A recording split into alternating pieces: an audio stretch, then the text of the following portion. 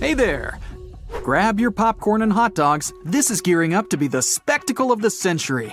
We'll compare ancient water monsters in several categories, then pit them against each other in a duel to see which one's the true queen of the water. The contender on the left needs no introduction. The alpha, the boss, the legend that lived on our planet 3.6 million years ago. She's still the hero of myths and legends and a nightmare for fishermen around the world. Make some noise for Meg the Megalodon! In the right corner, Sarcosuchus, aka Sarky. She's the ancestor of today's crocodiles and a real grandma compared to Meg. She lived about 120 million years ago and saw the dinosaurs come and go. They were even her breakfast sometimes. She lived in what is now the Sahara, but there was no desert then, and the world looked totally different. Although this crocodile isn't as famous as Meg, she's still not afraid to go up against the giant shark. Round 1. Size. Since the only remains of the Megalodon are teeth and vertebrae, her true size remains a mystery. But if we compare her remains to the bodies of modern sharks, we get the incredible size of 50 feet. That's like 1.5 buses. But I bet you wouldn't want to take a ride on that kind of transport. Meg's fin alone is the size of an adult. This ancient monster remains the largest shark that ever existed. The largest white shark ever measured was 17 feet long. That's less than half. Now Sarky's turn. Until recently, we only had the teeth of this ancient crocodile to go on. But then, scientists discovered some new remains, and they were able to figure out just how big she really was. Sarky was as long as a limousine, about 30 feet. The largest crocodile ever measured was a saltwater crocodile, only 20 feet. Sarky's head was 5 feet long. That's almost a whole person. And her mouth had a special mace-shaped tip. But even with that, she's still only half the length of Meg. So the ancient shark wins this round, and the first point goes to Meg, 1-0. The next category is weight. Let's start with the contender in the right corner. The largest modern crocodiles weigh about a ton. Sarky made it all the way up to 4 tons. That's like 2 helicopters heavy. Her weight and size allowed Sarky to be queen of the ancient river. But she's pretty much a toothpick compared to Meg. You'd need a pretty hefty set of bathroom scales to weigh the contender in the left corner. Once fully grown, Meg weighed between 30 to 60 tons. That's a lot. A cargo helicopter can lift 9 tons. It would take around 5 of them to lift Meg safely. The heaviest shark nowadays, the white shark, only 3,500 pounds. Meg wins the second round, and the giant shark gets another point, 2-0. Moving on, the next category is agility. We can assume that Sarky could reach the same speed as most modern crocodiles. In the water, we're looking at up to 20 miles per hour. That's about 3 times faster than the fastest human swimmer. Her speed mostly comes from her long and muscly tail. It's one of the strongest muscles in her body and gives her speed and agility. But Sarky wasn't limited to the water world. She liked to move around on land too. Like the big modern crocodiles, she could probably run at speeds up to 20 miles per hour. This allowed her to go after other animals, not just fish. She definitely had a soft spot for large lizards and even small dinosaurs. So what about Meg? It's hard to move such a massive muscle machine. Her maximum speed was around 10 miles per hour. That allowed her to catch up with whales and smaller fish. She felt pretty good about herself, but 10 miles per hour is not really that fast. Modern white sharks can reach 35 miles per hour. That's 3 times faster than Meg. So our giant shark was more like a truck than a Ferrari. Slow to accelerate, slow to brake, and extremely bad at turning. If Meg wanted to run the 100 meters, it'd probably take her about 50 seconds. The human world record is just under 47 seconds, but that's in a pool where you have to pull a U-turn halfway. There's no way Meg could do that. Looks like Meg lost a bit of ground to the agile crocodile, and our river monster is finally up on the board, 2-1 in favor of Meg. Okay, next round. How about we call it eating tools? Of course, Meg's main tool is her teeth. Megalodon means big tooth. She had the largest teeth ever recorded. 5 rows of teeth, 250 in total. The largest ones were over 7 inches long, and you better believe they were all razor sharp. That's definitely enough to bite through a tough leather couch, know what I mean? So if you ever saw Meg smile at you, well, that's probably the last smile you'll ever see. And her jaw's incredible. You could drive a car into her mouth, or lie down in it with room to spare. Her bite force was so strong that it could easily bend metal. Whales, dolphins, fish, fishing boats, crunch, munch, gone. Sarky's teeth are a bit different, but no less awesome and powerful than the biggest shark of all time. She had 70 teeth up top and 62 down on the bottom. Their shape allowed Sarky to grab her lunch and never let go. Crocodiles in general have one of the strongest bites of any species, and it's their main superpower. But don't forget about that tail. Sarky's was so heavy and strong, it'd be like getting hit by a motorbike. That kind of versatility earns Sarky 1 more point. We're all tied up at 2. Bonus round. Audience sympathy prize.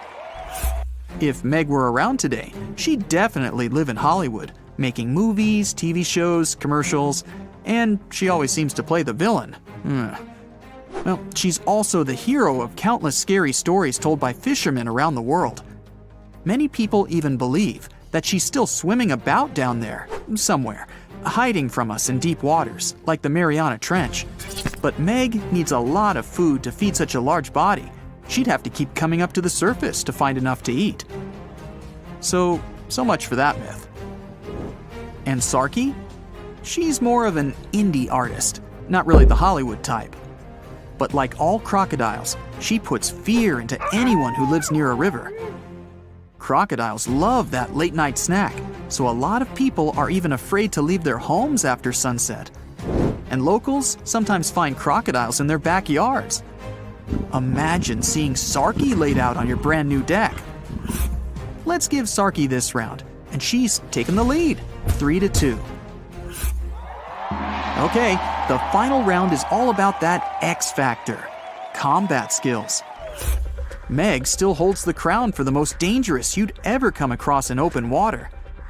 And it's mostly thanks to her intelligence and strategy. We can figure out Meg's tactics by looking at other animals from that time. Many ancient whale bones have scratches from Meg's teeth. It seems like she knew where the weakest points of various animals were located, so she knew where to nibble at first. She seemed to enjoy a little fin appetizer before each meal. Sometimes she'd give them a nudge first. They weren't swimming away after that kind of impact. Then it's main course time. Sarky may seem weaker, but she's full of surprises. She's fast and agile, so she could easily catch up with even the fastest mammals that had come to get a little drink of river water. And when she bites, she never lets go. But scientists say Sarky probably couldn't do all those awesome wrestling moves that today's crocodiles love to do. She couldn't roll around, holding her lunch in her teeth. The structure of her head simply didn't allow her to do that. But even so, she pretty much always came out on top. Not too many crocodiles go hungry. Sarky had a good round, but we have to give this one to Meg. She's just too awesome. And we're all tied up again, 3-3. Well, it's time for the big face-to-face matchup. The arena, the place where the mighty river meets the vast ocean. Sarky's great at hiding and sneaking up on people, and so she gets the first go. Meg tries to dodge, but the ancient crocodile already found a tasty fin. Unfortunately, Sarky's teeth are a little too short to cause even the slightest harm to big old Meg. She breaks free and pushes the crocodile with her powerful body. Sarky looks stunned, and Meg sees her chance to make a U-turn and end it. She gathers speed and... oh, it's all over with a single bite. KO. Meg has defended her title and remains the undisputed champion of the world. Who will challenge her next? Scientists and sea biologists say that the mass of squids on the planet exceeds the mass of all people. Keep this fact in your mind while you listen to the story of the Kraken. So no one knows exactly what this giant sea monster looks like. But according to the stories of old fishers and taverns, the records of travelers and legends, the Kraken looks like a giant squid. If so, it has the squid's anatomical properties and reproductive functions. And this is a big problem for us. A female squid can lay anywhere from 3 to 100,000 eggs. Even if most of them don't survive, it's still a lot. Many of these creatures live in the ocean's dark depths that people haven't yet fully explored, and it seems we'll know more about squids soon. The metabolism of these creatures is accelerating thanks to the increase in water temperature, and this causes population growth. Scientists call squids the weeds of the seas because of their rapid reproduction. They can potentially exceed the population of all fish and mammals. Perhaps there will be so many of them soon that they won't have enough food on the ocean floor. They will begin to migrate closer to the surface, small squid and monstrous giant ones. There may be a Kraken among them, or a few, or even tens, hundreds of thousands. And if this happens, humanity and all animals on Earth will face a huge problem. As the kings of nature, people can easily invent poison to destroy Krakens. But how to spread this poison?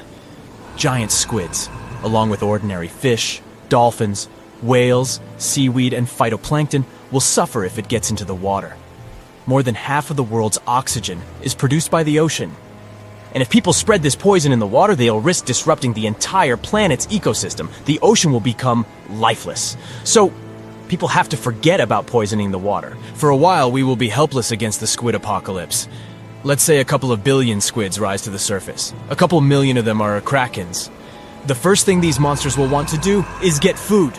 Lunch for them can be both shoals of fish and massive whales, and no one can stop them.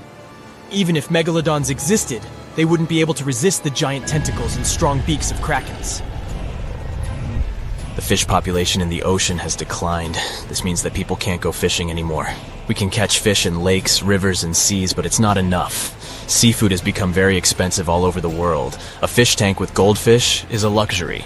Of course, humans learn to catch giant squids, which solves the problem of hunger in some areas. The profession of a squid catcher is becoming prestigious all over the world. This kind of fishing is dangerous and requires a lot of strength and courage. The second problem is sea travel. Every day, people transport millions of tons of cargo across the ocean. Huge businesses and economies of entire countries work thanks to such transportation. But now, Krakens swim close to the surface and make any voyage dangerous. One monster can quickly destroy a small ship. 10 or 20 Krakens are able to sink a giant cargo vessel. This leads to a reduction in logistics chains. Communication between continents is now maintained by air. The number of flights is increasing. Plane tickets are rising in price. Travel is becoming too expensive. This leads to a reduction in the number of tourists in some countries, which disrupts their economies. There are more Krakens and less food. Resting on a beach also becomes dangerous.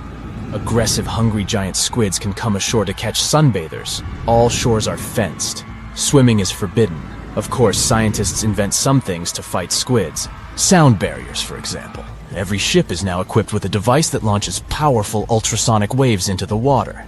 They scare away all the fish and clear the way for boats. In the beginning, it helps, but then Krakens stop fearing it. Ultrasound only angers them. They pounce on ships and break sound barriers. Another thing that scares them away is sunlight. For millions of years, Krakens have been living on the dark ocean floor. Their eyes are used to the darkness, so they fear the bright light. During sunny weather, ships move freely. But as soon as the sun goes below the horizon or clouds obscure it, sea monsters come out of the ocean depths. It doesn't help much because it's impossible to sail across any ocean within a single sunny day. In addition, there is no guarantee that you won't get caught in a storm when the sun is hidden behind the clouds. That's why people invent powerful floodlights. They direct their beams at monsters' heads and drive them into the dark depths. Such projectors are expensive because they require a lot of energy. Only some ships can afford such a device. And while people seek more effective ways to fight Krakens, squids multiply, and this becomes the solution to the problem. The ocean is running out of fish. food is not available on land. Like a snake devouring its tail, squids start fighting with one another. The water foams, and squids cling to each other with tentacles. Big krakens defeat smaller monsters. Their population is shrinking. A few giant squids the size of the Eiffel Tower survive after long battles. And when the fight is over, little squids come into play. Billions of cephalopods pounce on giant krakens. They are like flies clinging from all sides. Giant monsters can't fight them. Great, the problem with voyages is solved. Large ships can set sail, but it's still dangerous for people to swim in the sea since tiny monsters are still hungry. Logistics chains have been restored, but fish are still scarce in the ocean. Squids, like parasites, don't allow other creatures to dominate, and here, scientists come to help fish. Let's go back to our reality for a second. There's such a thing as a gene drive. It's a substance that changes the genetic code of living creatures. For example, scientists have implemented a gene drive in mosquitoes that cause malaria. Biologists changed the genome of these insects, so some female mosquitoes became infertile. Then these females spread the gene throughout the mosquito colony. As a result, more insects that couldn't conceive appeared. They continued to spread the gene, and this went on until the population reduced significantly. A gene drive is a low-cost way to get rid of invasive species of insects or rodents. Thus, scientists can control the population of entire species. But such actions can be dangerous. If some animal disappears, it can disrupt the whole ecosystem and lead to the disappearance of other animals. In the case of mosquitoes, nature didn't suffer much. So scientists use a gene drive against squid. But why couldn't they do it from the very beginning? Ordinary squids didn't pose a threat, and their average life expectancy is from 3 to 5 years. If scientists had launched a gene drive, then in 7 years all small squids would have disappeared. But it wouldn't have worked with krakens. According to myths and legends, one such monster can live for several hundred years. Now, when small squids have solved the problem with large ones, a gene drive comes into play. It takes several years to get rid of the squid. The ocean ecosystem begins to recover.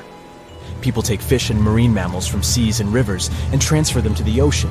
The population of whales, sharks, octopuses, salmon, and hundreds of thousands of other species is growing.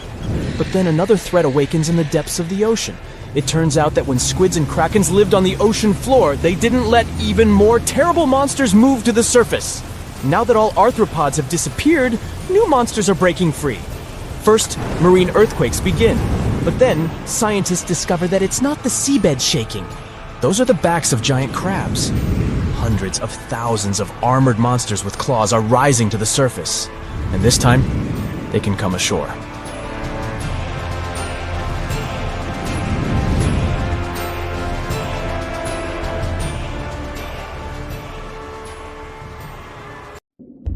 The stonefish. Stonefish aren't going to win any beauty contests, unless the pageant is for best rock look-alike. Their tiny unreflective eyes and rough skin blend in perfectly with their environment. A large head, an even bigger mouth, and a home full of, yeah, it's rocks.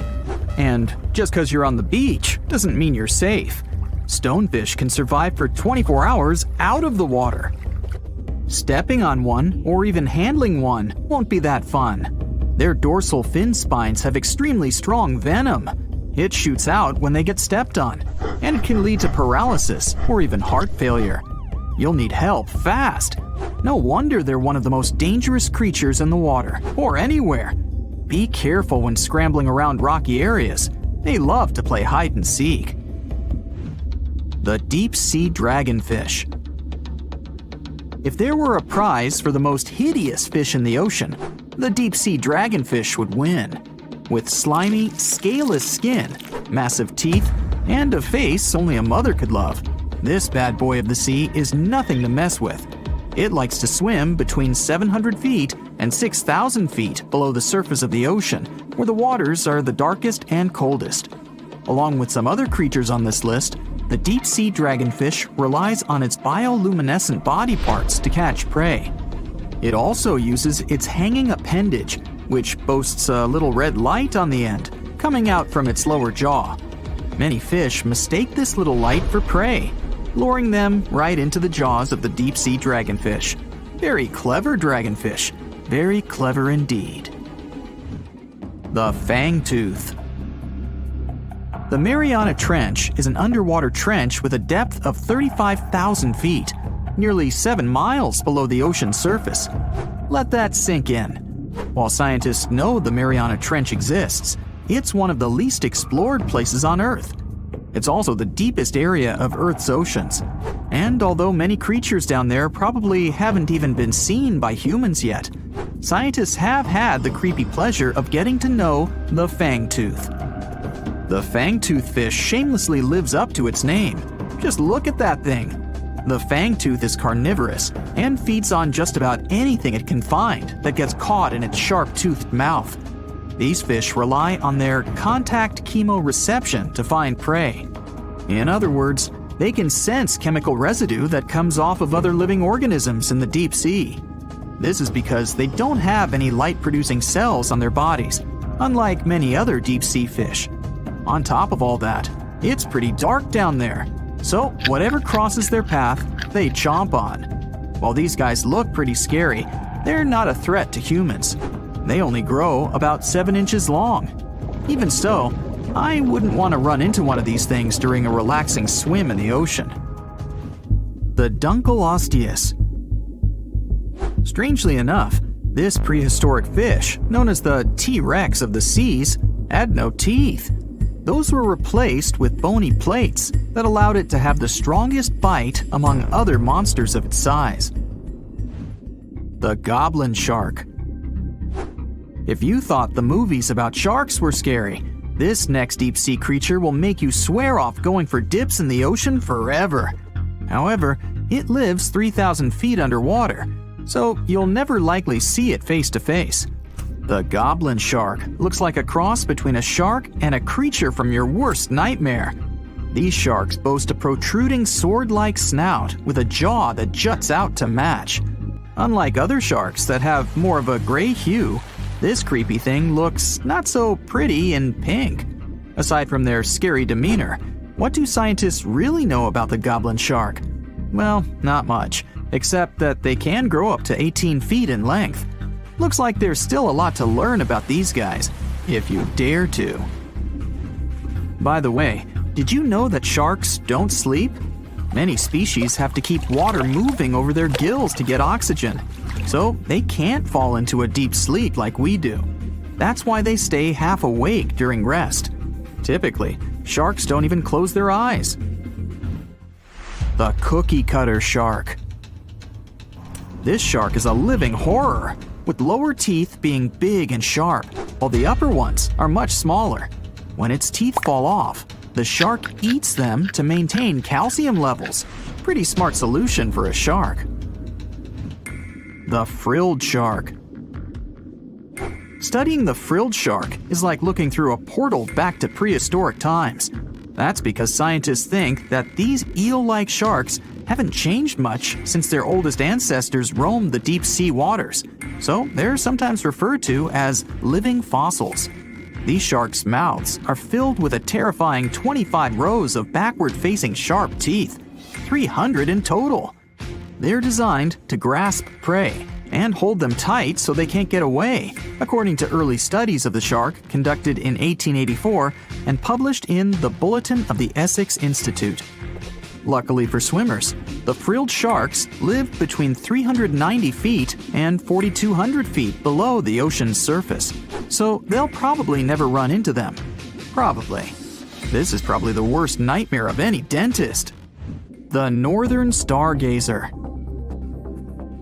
Take a look at this cutie.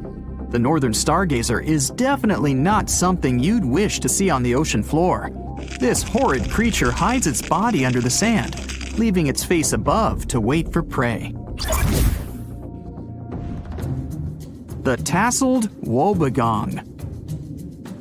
Here's another carpet shark on our list. It lies low on the bottom of the sea and patiently waits for its prey to come by. The Australian ghost shark. The Australian ghost shark isn't really even a shark, but a very bony fish. It's also a living fossil. It hasn't changed within the last 400 million years. Believe it or not, sharks and humans have a common ancestor that lived around 440 million years ago. Even though we both evolved in our own way, there are still some signs of that connection. For example, the genome of an elephant shark is very similar to humans. The Leopleurodon. This list of terrifying creatures would be incomplete without mentioning the terrifying and prehistoric Leopleurodon. This carnivorous marine reptile existed during the Colovian stage of the Middle Jurassic era and ruled the waters at 9 feet in length. Scientists believe Leopleurodon thrived in this deep-sea trench because of its ability to swim long distances and its 4 paddle-like limbs. While they probably weren't able to propel themselves toward prey like other animals of the area, they did manage to accelerate and attack very ruthlessly and efficiently. Additionally, they relied on their long snouts to smell prey, which leads scientists to believe they didn't rely on sight for hunting. This means they could have thrived in the dark Mariana Trench. Around 150 million years ago, Leopleurodon became extinct due to competition for prey against other thriving marine reptiles. And I think I speak for all of us when I say, thank goodness for that. Considering that scientists have only explored 5% of the ocean floor and found some of the scariest sea creatures imaginable, one can only dream of what other animals reside in the deep sea waters. Perhaps it's best to keep them in your imagination. Am I right? The megamouth shark. This shark is a filter feeder, and it's friendly to humans, although its huge mouth can look quite threatening. Like basking sharks, it swims with its mouth constantly wide open, as if it were on Twitter. The gulper eel. This deep-sea eel has an easily distended belly that allows it to swallow prey twice its size in a single monstrous bite. They have very unusual jaw shapes and can reach about 2 to 3 feet in length. Do you see that large log near the ocean floor? Maybe it's part of an old ship. Treasure, gold, diamonds, I'm rich! Well, as you get closer, you notice something. It's swimming! It's not a shark or a dolphin, it's a saltwater crocodile! Now don't panic. If you bump into one of these reptiles in the sea, it's unlikely it'll think of you as food. Crocodiles have a special valve in their throat that stops them from drowning underwater, but that doesn't mean they can't bite. Usually, they're heading to a nearby island, and the quickest way there is to body surf. They can't really take the ferry, you know. Watching one from a distance should be okay. Just don't swim to shore right away. They love to ambush their lunch in shallow water. If there's one time I'd want to see a great white shark, it's when I'm diving with crocodiles. They'll gladly take a crocodile-sized nibble, given the right motivation. Think you know what lurks in the depths of the ocean? While nearly 95% of our oceans haven't been explored yet, it's hard not to let your imagination run wild. But thanks to brave explorers, deep-sea cameras, and awesome archaeologists, we do know about some pretty incredible sea creatures living in our waters today, and millions of years ago. From the 9-foot spider crab to the 60-foot prehistoric Megalodon, these sea dwellers come in all shapes and sizes. But let's focus on sea creatures famous for their huge size. Can you guess which living species of whale is the largest? Well, it's not the orca, but that's a good guess. The orca is a toothed whale that can grow to anywhere from 23 feet to 32 feet, which is slightly smaller than a school bus. How about the narwhal? Nope, they're not the biggest either. These unicorns of the sea live mainly in Arctic waters and only grow 13 feet to 20 feet in length, and that's including their 9-foot tusk. Tired of guessing? Okay, I give in. The largest whale that still exists today is the blue whale.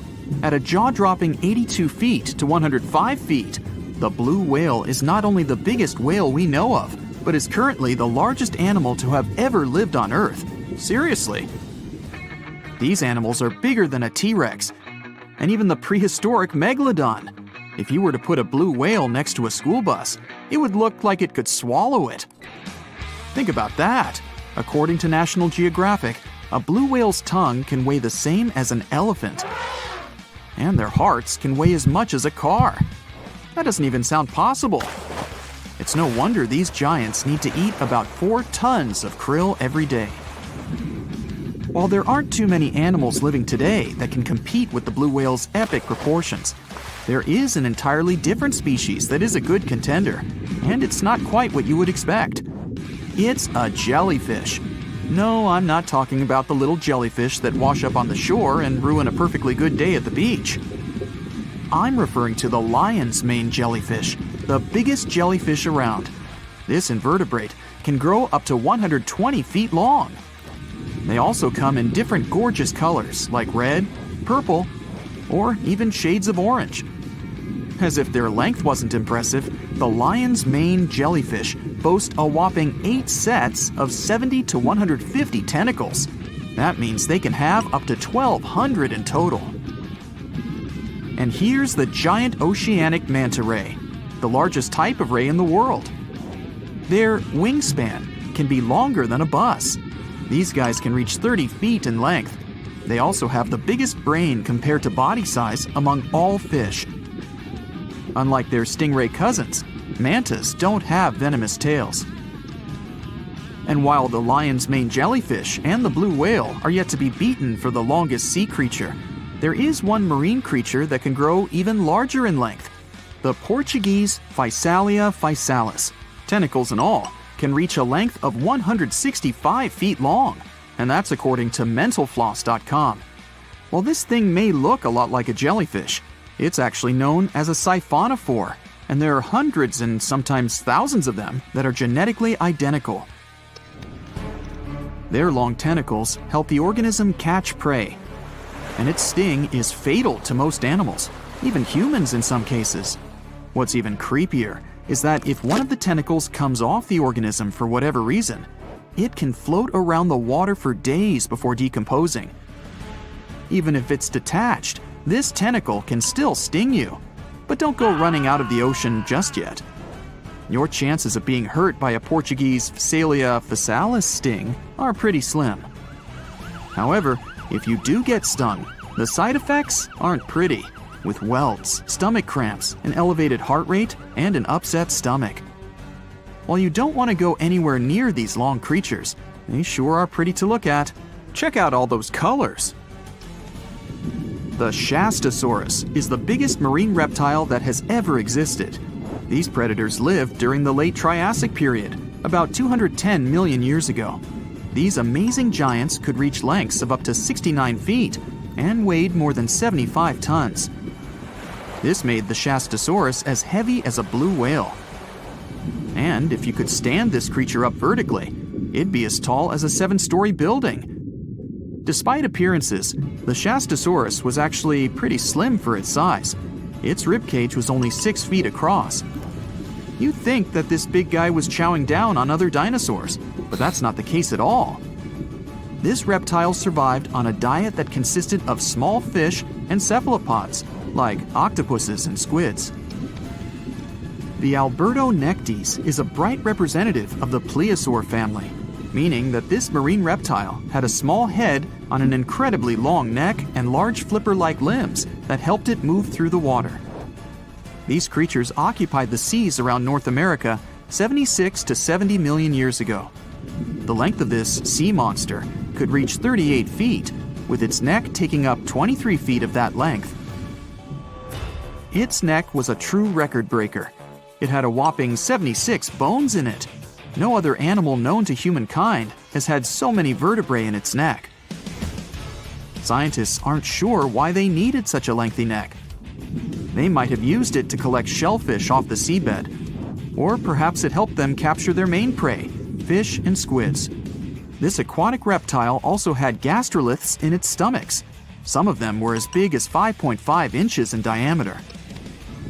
The Tylosaurus belonged to the Mosasaur family. It dominated the shallow seas of North America about 85 to 80 million years ago. This was an enormous predator, with the biggest representatives reaching 45 feet in length.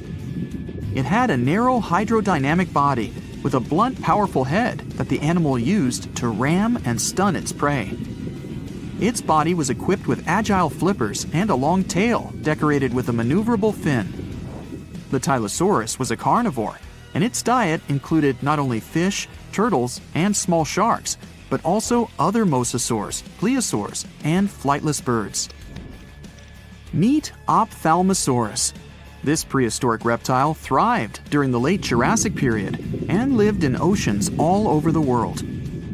Ophthalmosaurus weighed somewhere around 6,000 pounds and grew to approximately 16 feet long, according to newdinosaurs.com. That's about the same length as the beluga whale that exists today. It's too bad these guys went extinct before we had a chance to see them ourselves, as their cartoonish wide eyes and dolphin-like features are pretty darn cute. Of course, the Ophthalmosaurus evolved over time to become ophthalmologists, or eye doctors that we know today. No, that's just a lie. Just testing you. The Mosasaurus is a truly gigantic predator that dominated the seas all over the world about 66 million years ago. According to fossil evidence, some specimens could be more than 50 feet in length. This fact makes the Mosasaurus the biggest marine carnivore of its time. One of the most terrifying things about this creature was its crocodile-like head, decorated with literally hundreds of razor-sharp teeth, neatly organized in 2 rows on both jaws. The thing is that it was pretty challenging for the Mosasaurus to grab its prey in the water. That's why it had all these teeth, plus something special: pterygoid teeth anchored to the bones on the roof of its mouth. This made hunting and holding onto its prey much easier. The Styxosaurus belonged to the plesiosaur family and lived during the late Cretaceous period, around 85 to 70 million years ago. Upon first glance at this dinosaur, you might mistake it for a sea snake, and it'd be an honest mistake.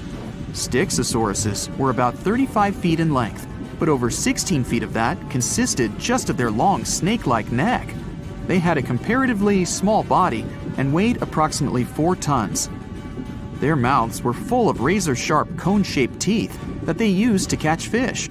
They didn't need to chew their prey, thanks to the 200 small stones called gastroliths in their bellies that probably aided in digestion. At the same time, some scientists believe that the Styxosaurus used these stones to sink to the ocean bottom in search of particular types of fish. Looks kinda like Nessie to me. What's the scariest predator under the ocean? The crocodile? I don't think so. Loch Ness Monster? Please, it never existed. How about the Kronosaurus? Well, it is extinct, but you might be onto something. Let's take a look at what it'd be like if these creatures were still around today. First things first, what on earth was it? The Kronosaurus was a marine carnivore that lived in the cool, high-latitude Eromanga Sea. It covered vast areas of inland Australia between 90 and 120 million years ago, during the early Cretaceous period. Near-complete fossils of the creature were also found near Colombia, which is a country that has a noted connection to prehistoric reptiles and turtles. This fact makes it extremely possible that the monster I'm about to describe existed worldwide. You might have heard saurus and thought, oh, it's a dinosaur. But these were actually reptiles. They were the largest member of the Pleosauroidea family, referred to as plesiosaurs. Fossil evidence suggests they weighed over 20,000 pounds and were roughly 30 feet in length.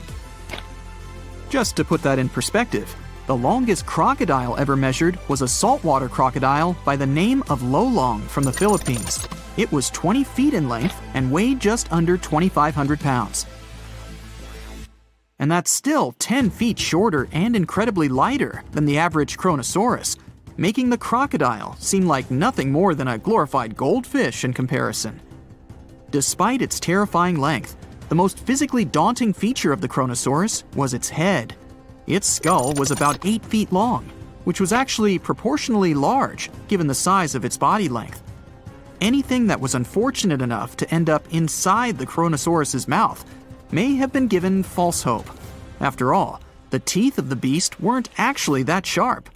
On second thought, I take that back. I wouldn't feel confident around a toothless snake, let alone being inside the mouth of this monster. But it's true that the Kronosaurus's teeth weren't sharp, especially when compared to other carnivorous reptiles, such as crocodiles and alligators. The teeth of this prehistoric sea creature were instead conical. This means that they were cone-like in shape. Unfortunately, this lack of sharpness didn't make them less dangerous. The teeth were enormous and could be up to 12 inches long from the crown tips to the bottom of the roots. This obviously meant that the Kronosaurus had an extremely powerful bite. It was estimated to be up to 30,000 newtons, which is almost twice as powerful as the bite of a large saltwater crocodile. Because of the bluntness of their teeth, they weren't suited for twisting their prey once in their grasp. But the size and shape of the teeth made them perfect for simple open and shut biting. They would have had no problem crushing hard objects such as the toughest of shells any sea turtle could offer. Just like crocodiles, the Kronosaurus is believed to have had a short neck. This may have been an adaptation to allow the beast to successfully catch small, evasive animals. Their body, in general, was fusiform and streamlined. This means it was narrowed at both ends and had very little resistance to the flow of water.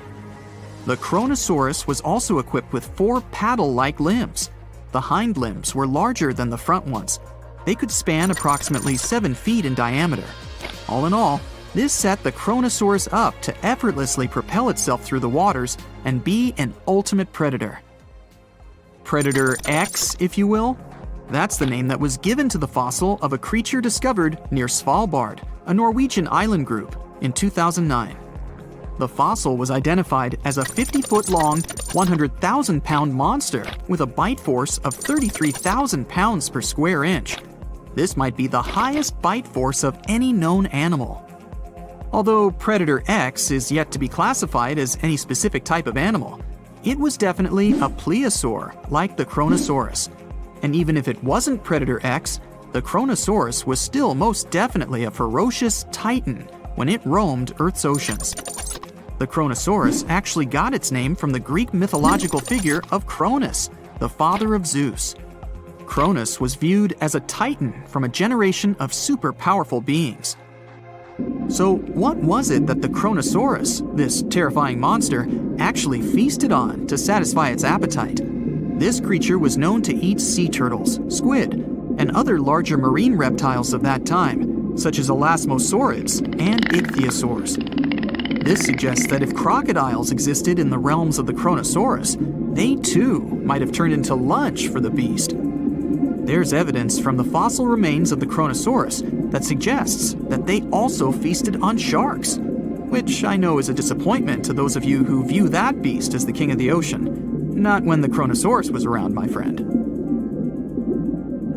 In any case, grounding all kinds of food into small pieces to help digest them would have been difficult without small teeth. This explains the presence of rounded stones found in many of the remains of these sea creatures. Researchers believe these stones may have been swallowed to control buoyancy or to help process food.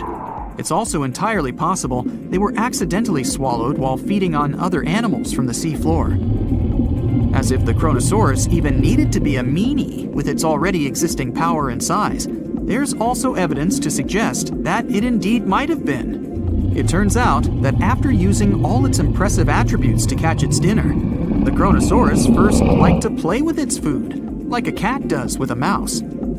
I guess since the hunt was so easy for them, they needed to get their fun from somewhere else. Well, I think now you should have a good idea about these creatures. So let's ask ourselves what it would be like if they were still around today. And by the way, why aren't they? Well, the Kronosaurus was completely finished off by the same KT meteor that took out the dinosaurs 66 million years ago. But even before this catastrophic event, they were coming under increased pressure from an even bigger and more vicious family of carnivorous marine reptiles known as mosasaurs.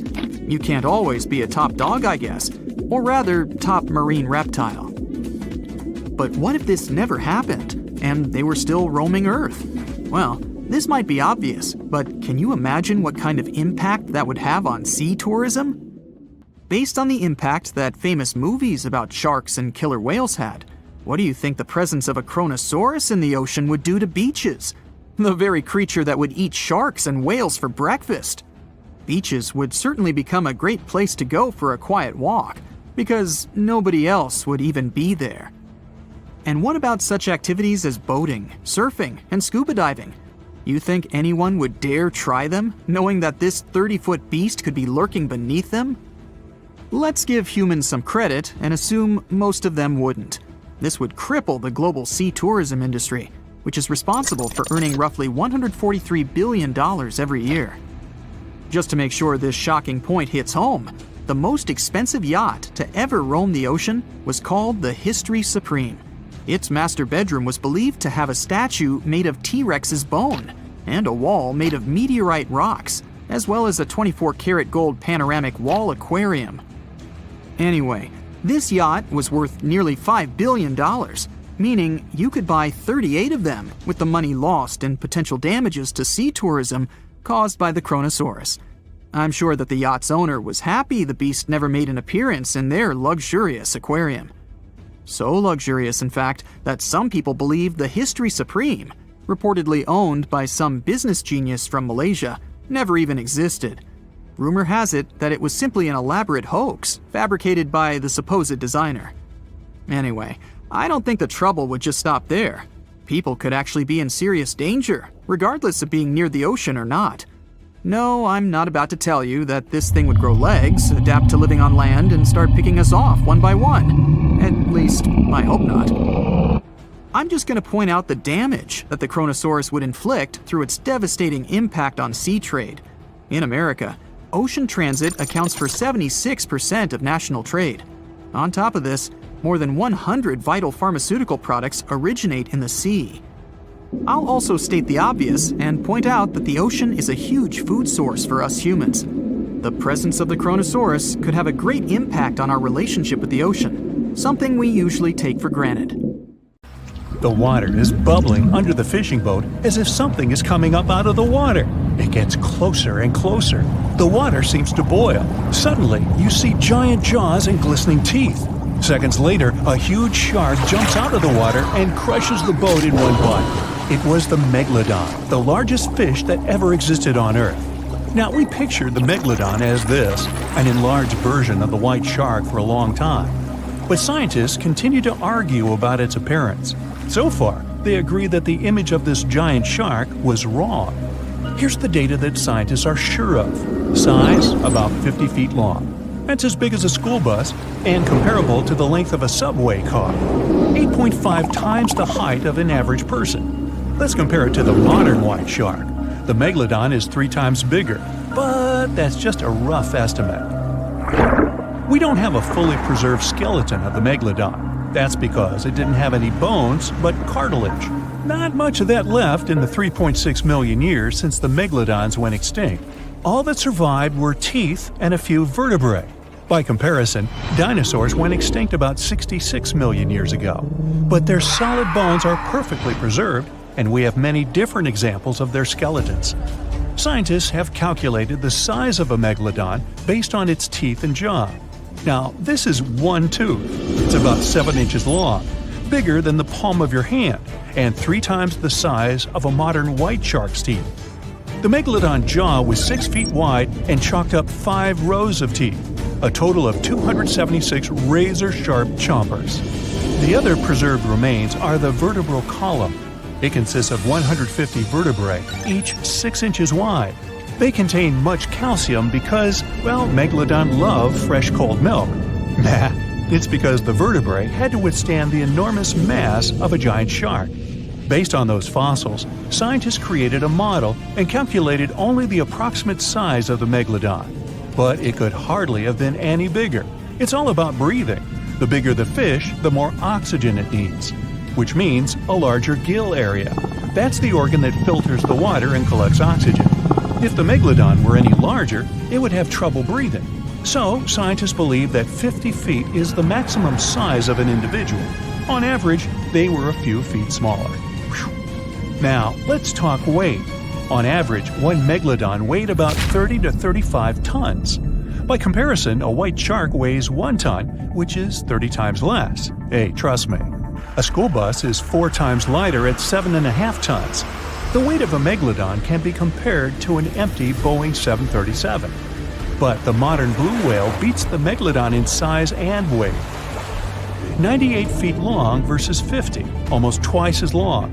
Blue whale's weight is about 180 tons. That's like 6 Megalodons or 6 passenger planes, or like 33 adult elephants. Hey, don't you love the comparisons? Now, about the appearance of the Megalodon. Scientists believe it didn't look like a white shark.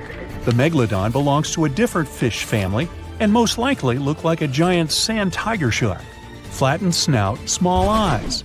Its dorsal fin is moved backwards. The sand shark has 2 dorsal fins about the same size. The coloration is light brown with a white belly. It may have had brown-red spots like a sand shark all over its body. We used to think of the Megalodon as something scary from the first finds of its fossils. That was back in the Renaissance era. People found some teeth in the rocks. At first, these teeth were thought to be the tongues of dragons or snakes. And here's the first drawing of what the owner of these teeth supposedly looked like. A massive snout with a scary nose and a bunch of razor-sharp teeth. We also have the evidence that Megalodons were brutal hunters, kings of the food chain. The first combat tool in their arsenal was the battering ram. The Megalodon was a slow swimmer, though. It could only accelerate up to 11 miles per hour. In comparison, the modern white shark can reach 35 miles per hour in a dash for its meal. The fastest human swimmer could only go 6 miles per hour. Well, good luck with that. But the Megalodon had incredible mass. Though slow, its battering ram had tremendous power. The Megalodon would take its prey by surprise. It had only one chance to hit it. If it missed, it would take too long for a second round. The maneuverability of the Megalodon was comparable to a large truck. But if the ram was successful, the prey was stunned and couldn't move. At this point, the Megalodon aimed at vulnerable spots, like the fins and tail of the prey. Scientists have found many ancient whale remains with Megalodon tooth marks. It turned out that the giant shark knew where its prey's vital organs were located and could strike at them. When the prey was immobilized, the Megalodon bared its teeth. An adult person could easily fit into its open jaw at full height. And according to various estimates, the bite force of the Megalodon was almost 11 tons. Now imagine the weight of 3 SUVs concentrated at the tip of a sharp tooth. That's 9 times the power of the largest white shark bite, and 6 times the power of the modern record holder for biting, the saltwater crocodile. Here, look at a map of where the remains of the Megalodon were found. South and North America, Europe, Asia, Australia. It was the master of all seas and was comfortable anywhere on our planet. We've even found some remains of the giant shark in freshwater sediments. Perhaps it wasn't afraid to enter rivers to hunt. Now, other scientists say that maybe the Megalodon wasn't even a predator, all because of its size. It couldn't swim fast. It couldn't even make short dashes like the white shark. If prey tried to escape, the Megalodon didn't rush into pursuit because it could never catch up with it. Another problem is the skeleton of the Megalodon. The cartilage is weaker than the bones, so the musculature of the giant shark was not as massive and robust in the first place. The Megalodon may even have been a scavenger and never got into fights. This is one of the reasons why ancient sharks became extinct. Megalodons like shallow, warm waters, with temperatures ranging from 53 degrees Fahrenheit. But over 3 million years ago, the climate turned colder. This deprived the Megalodons of territories and plenty of food. The primitive whales that had been the main diet of the giant sharks began to disappear. Faster predators took the remnants of food. The Megalodon started to starve. In evolution, a new player entered the field, the toothed whales, ancestors of the modern killer whales. They lived in packs and had bigger brains than the Megalodon. So, over time, they started to compete with the Megalodon. They took advantage of its clumsiness. A group of killer whales could easily win a competition against a giant shark. Many scientists believe this was the reason for the disappearance of the largest shark in the world. But there are theories that the Megalodon is still alive and roaming the dark waters of our planet. Several Australian fishers have allegedly encountered a shark of incredible size, but no one can confirm these testimonies. Fans of this theory believe that giant sharks can hide in deep waters away from human eyes. In the Mariana Trench, for example, it's the deepest place on our planet. It's deeper than if you stuck Mount Everest in the water, and we've even found the teeth of a Megalodon there. But science says that such a giant shark couldn't live in the Mariana Trench for many reasons. One, it's too cold.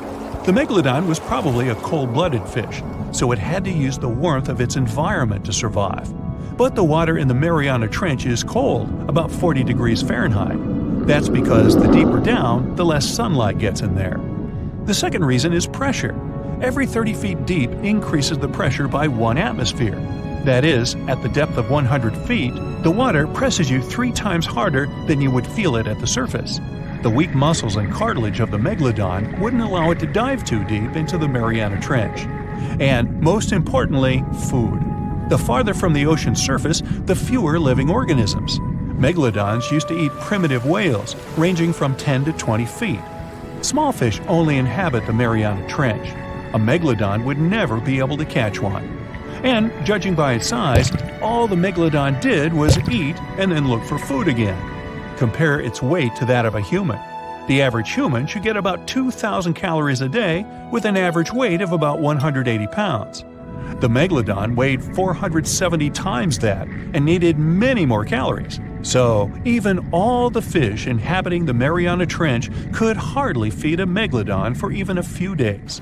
So, all these theories, of course, are not true. But still, it's just smart to be careful out there. Know what I mean? At the beginning of the 20th century, somewhere off the coast of West Africa, a German steamship was leaving the port. Suddenly, the weather got worse, and the vessel entered a thick fog. The sailors ran aground on a sandbank close to the shore. Luckily, no one was hurt, and they were even able to save their precious cargo. But the ship was stuck in the sand for good. And it was not alone there. Nearly the entire length of the western coast of Namibia is called Skeleton Coast.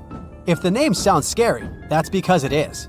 This 976-mile-long beach line is among the most dangerous places on Earth.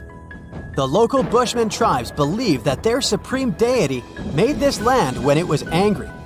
The Portuguese were the first Europeans to set foot in Namibia in the 15th century. And yep, they didn't like Skeleton Coast either. Portuguese explorers thought this land presented the gates to the underworld. This is the place where the Namib Desert meets the Atlantic Ocean. It might be dangerous, but it's actually beautiful. Plus, it's a UNESCO World Heritage Site. If Skeleton Coast had a PR manager, they would quit on the first day on the job. The area is not exactly tourist-friendly because of its geography and history. Beneath the sand and the waves, there is a secret ocean currently lurking for unsuspecting sailors. It's called Benguela Current. It flows towards the north along the coast of southern Africa. This part of the Atlantic is rich in marine life, but the current's land neighbor isn't that happy with the deal. This arid climate created the Namib Desert, one of the driest regions on Earth. And that marine life I just mentioned? It's sharks. 11 species of them to be exact. And yes, the great white decides to pop by once in a while. So far, we've got a desert landscape, strong currents, and sharks. Not a place for a beachside resort, definitely. But if someone ends up on Skeleton Coast, will they know they're in danger? Don't worry, they will. The beach is littered with wrecks of all sizes and shapes. If you remember that German ship I mentioned in the very beginning, its massive and rusted stern is now sticking out from the desert sand. There are some 500 wrecks in total scattered along the coast, and it's a mixed crowd, from Portuguese galleons centuries old to ships that ran ashore here in the 21st century. A modern fishing ship called Zela India managed to slip from its tow rope in 2008 and ended up on Skeleton Coast. Okay, it didn't escape on its own, it had some help from the elements. But it's better to be a tourist attraction on a beach than to be broken up for scrap. That's where the trawler was originally going, poor thing. Skeleton Coast's most famous inhabitant, to call it such a place, is the wreck of the Dunedin Star. The British cargo liner ran aground here in 1942. The massive rescue operation that followed reveals why it's so dangerous for sailors to end up here. The rescuers managed to save all of the crew and passengers, but at a heavy price. An aircraft and a tugboat were lost in the process. It took the last of the rescuers a full 2 months to return home to Cape Town. Why, you might wonder? One look at the map of the region reveals the reason. It's an endless sea of yellow, which is the sand. There are so few roads here, so Skeleton Coast is hard to reach by land. There are also legal obstacles. You need a special permit to drive into the area. But the skeletons in the name of the area don't only refer to ships, they also stand for animal bones. Most of these belong to whales and seals. Many animals have adapted to the area, so lions and hyenas roam the coastline in search of a meal. Yeah, now there are hungry lions as well, as if those sharks weren't enough. Other animals with a temporary residence on Skeleton Coast include elephants, cheetahs, leopards, and giraffes. In 1971, the Namibian authorities established a national park here, but except for surfers, after an adrenaline rush, they don't get many visitors. You can understand why. The Namib Desert is the oldest desert in the world, and it's not very tourist-friendly either. Those who travel to the region should pack sunscreen and a warm winter jacket. A weird combo, right? Well, not so much when you think that during the day, temperatures soar over 110 degrees Fahrenheit. At night, the air temperature drops below freezing. What a climate roller coaster! And that's not the final danger. Yep, there's more. Remember how that German ship got lost in thick fog? Yeah, it wasn't a one-off event. Because of the region's climate, fog shows up frequently. Sailors should cover their ears now, but this fog is actually good for wildlife. This is their only source of water in the Namib Desert. Reptiles and mammals have adapted to the harsh climate. They use as little water as possible. Shifting sands, thick fog, strong currents, lions, and sharks. Not the stuff you would put in a tourist booklet, but Skeleton Coast isn't the only beach on Earth you wouldn't want to spend your vacation on. I will take you to Cape Tribulation in Australia. The area covers some 48 square miles in the northwestern part of the continent. And no, the area is not as dry as Skeleton Coast. It's part of the Daintree rainforest. You could say that here, it is the rainforest, not the desert that meets the ocean. The beach at Cape Tribulation is straight from a postcard. But looks can be deceiving. Australia? Probably sharks. No, crocodiles are out here to get you if you decide to go for a dip in the sea. There are saltwater crocodiles that the locals call salties. Well, that's a cute nickname for such a dangerous reptile. And it's not just them. The wildlife seems to have a beef with visitors. From October to June, the waters around Cape Tribulation are full of box jellyfish. Their venom affects the human cardiovascular system. When touched by a jellyfish out at sea, swimmers won't have enough time to reach land for help. Vinegar helps neutralize the sting, so you might want to keep a spare bottle in your luggage. Crocodiles and jellyfish sound dangerous, but there's one more animal you should look after. It's the wild boar. It might sound funny, but you won't laugh when you're being chased by one of these across the beach. 21 million wild boars live in Australia. They're mostly active at night, making it even more dangerous if they charge at you. The best defense is running in circles. Wild boars can't cut corners well. That's probably why we don't see many of them taking up careers as race drivers. Cape Tribulation has one last danger installed for you, and it's not an animal. Out here, even the trees are plotting against visitors. The stinging tree got its name for a reason. If you try to pick one of its beautiful red berries, it'll fight back. Its prickles are like tiny glass shards. The less than pleasant effect on your skin will last for a month. Then there is this wait a while bush. Who keeps naming them like this? This long vine has spikes that grab hold and just don't let go. They are so strong they can pull a human off a horse. You'll have to wait for someone to come by and save you from this thorny grabber. If you are about to cross this Australian beach from the vacation list, hold on for a second. Tourism is booming here. The local authorities have restricted access to all of the danger zones. Visitors go swimming in dreamy water holes that are surrounded by lush vegetation. There are even ropes to swing from.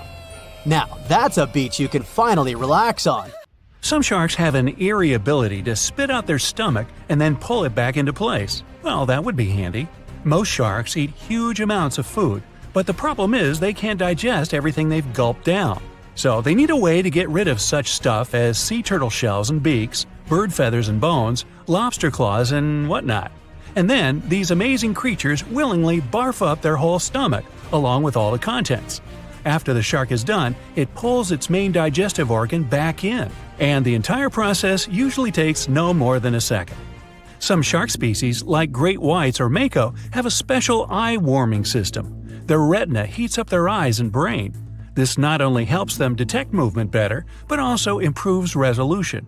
As for the mako shark, this species often travels vertically across different temperatures. Unlike most people with only one movable jaw, sharks can freely move both their lower and upper jaws.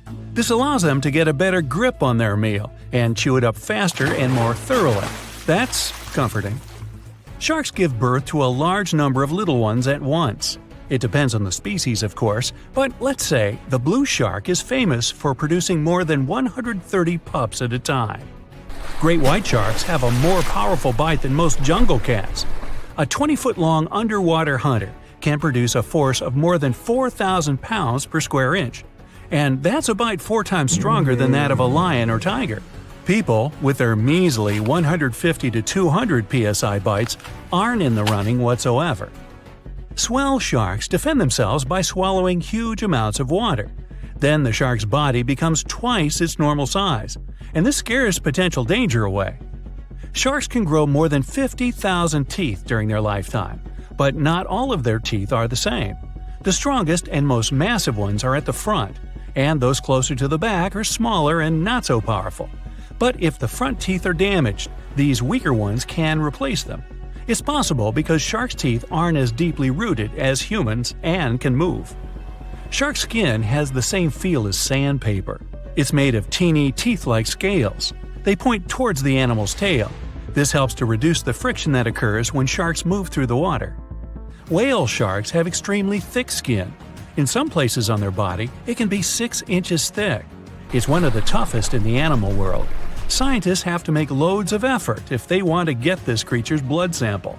Sharks have an incredible sense of smell, but besides that, they use one more sense to detect other animals. There are special pores around their head, near the nostrils, and under the snout. Those are special organs, something like second sight. Every creature generates a tiny electrical field. Thanks to the pores, sharks can spot these electrical fields and figure out where other animals are. Sharks are incredibly sharp-eared. They can hear their potential meal from 3,000 feet away.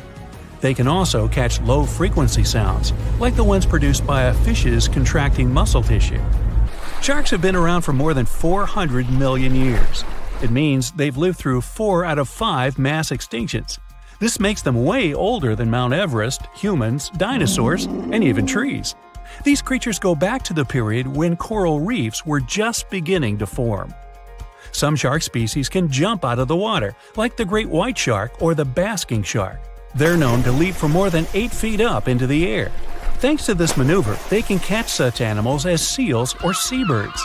But unless you're in South Africa, you aren't likely to see sharks jumping out of the water. Shark skeletons are made of muscle and cartilage, which are lighter and twice less dense than bones. This makes sharks more flexible, which allows them to make sharp turns when they're chasing other animals. Hammerhead sharks have a weirdly shaped head for a reason. Thanks to it, these creatures have incredible 360-degree vision. Their eyes are tilted a bit forward, and it allows them to have an overlapping field of view. The goblin shark's terrifying jaws are attached to elastic ligaments. They can unfold from the animal's snout for up to 3 inches. It allows the animal to catapult its mouth forward to catch other marine creatures. Sharks don't sleep as you do. Some species have to keep swimming all the time. Otherwise, water will stop flowing through their gills and they won't be able to breathe. Others do rest, but they don't enter an unconscious state. They just go into special rest periods. These creatures don't have eyelids. That's why their eyes remain always open, and their pupils monitor their surroundings. They also keep their mouth open so that the water can pass through their gills. Sharks can travel remarkably long distances without needing any rest, all thanks to their bizarre sleeping pattern. For example, great whites can swim distances of more than 2,000 miles without stopping to eat or rest. How come these creatures don't starve? They draw on the fat stored in their livers. By the way, this organ can compose up to a third of the animal's body weight. Contrary to popular belief, sharks do not and cannot swim in reverse. Their tails propel them forward, and their pectoral fins help them to keep their balance and turn. It means that, anatomically, these animals can't move in any direction other than forward. Sharks have no vocal cords. They can't produce sounds to communicate with one another or express their emotions. That's why they have to use body movements, like twisting their bodies or flipping over. Sharks live in all of the world's oceans, but several species also inhabit freshwater rivers and lakes. For instance, bull sharks have been found in tropical rivers. They're also known to be able to swim between fresh and salt water. The smallest shark out there is the dwarf lantern shark. This unique creature doesn't grow longer than 8 inches, but the shark makes up for its tiny size in other ways. For example, some of its organs emit light, and since the creature lives in the shallow waters, this helps to camouflage it in the rays of sunlight. Blue sharks eat a lot, often more than they need.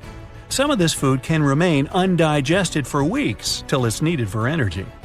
Sharks have something that looks similar to a tongue, but this organ is called the basial. It's the front section of the cartilage that goes from the shark's chest to its mouth. It doesn't move and is pretty much useless. The so-called tongue doesn't take part in the process of feeding. It isn't covered in taste buds. Its only real use might be that it supports some of the bones connecting the shark's gills. There are hundreds of shark species in the world, more precisely around 500. Some of them are pretty bizarre. Just look at the goblin, basking, or cookie-cutter shark. All these sharks vary in size, from several inches to dozens of feet long. They also live in absolutely different environments. Tiger sharks eat whatever they can get their jaws around. Some of the weirdest things they've munched on are video cameras, bags of money, license plates from almost any U.S. state, dog leashes, you name it. Each whale shark has a unique pattern on its skin. These spots and stripes can be used to identify individual sharks, just like fingerprints are used to identify people.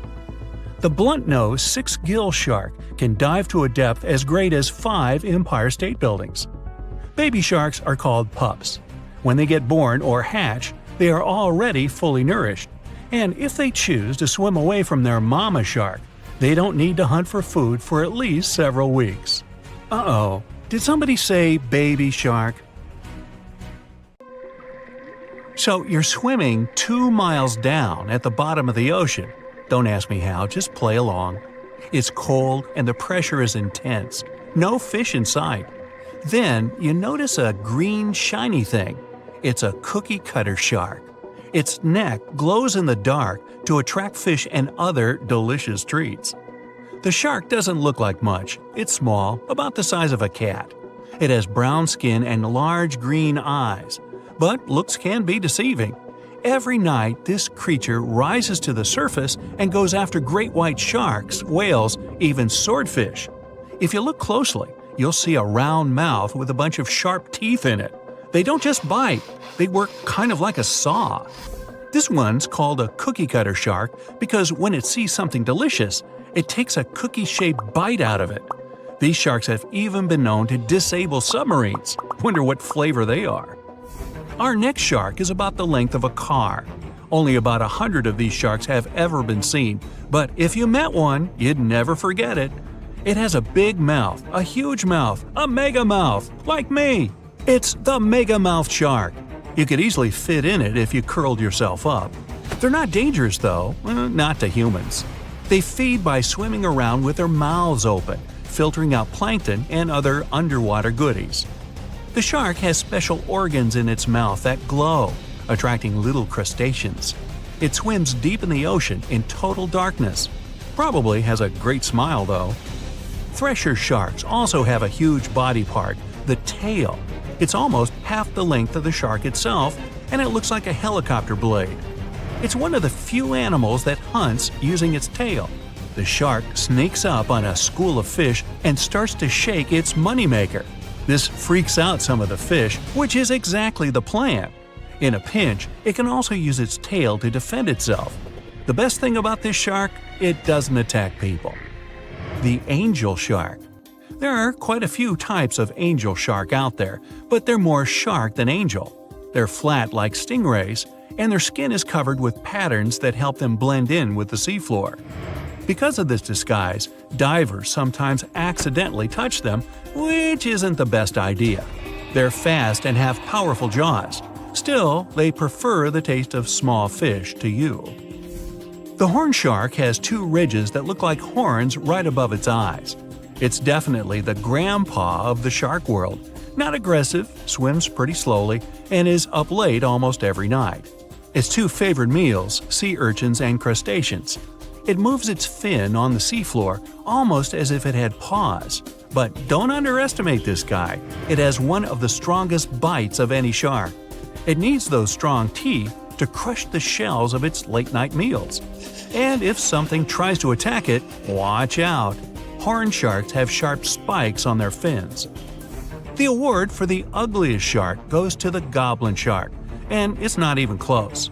From the outside, it already looks kinda weird and is about the size of a pink underwater motorbike. It has a long tail and a seriously long nose. It lives way down in the depths of the ocean and loves to eat squid. It's not as fast as its relatives, but it's way more sneaky. It has a secret squid catching technique which is totally wild.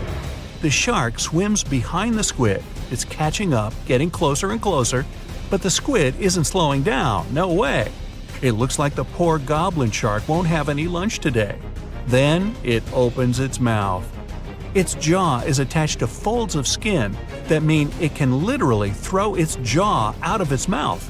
And it's a shark, so those teeth are sharp. That extra reach helps it grab its lunch, and when the meal's over, it pops its jaw back in its mouth. These sharks have been seen many times off the coast of Japan. They're actually named after the goblins in Japanese myths and fairy tales. There's only one thing out there cooler than a ninja shark. It's the ninja lantern shark. Imagine there's a tube you can slide down that takes you to the bottom of the ocean. It's too dark, you can't see anything.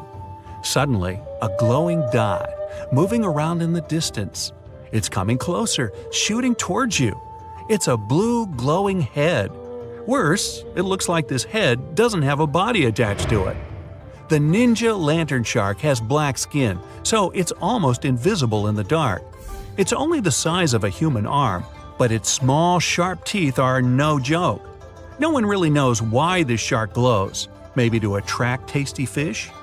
Another theory out there is that it uses this light to communicate with its friends. It has friends? The hammerhead shark. These ferocious sharks can weigh up to half a ton. They live in tropical waters all over the world, and they're one of the most recognizable sharks out there. Their eyes really are located on the sides of their hammerhead.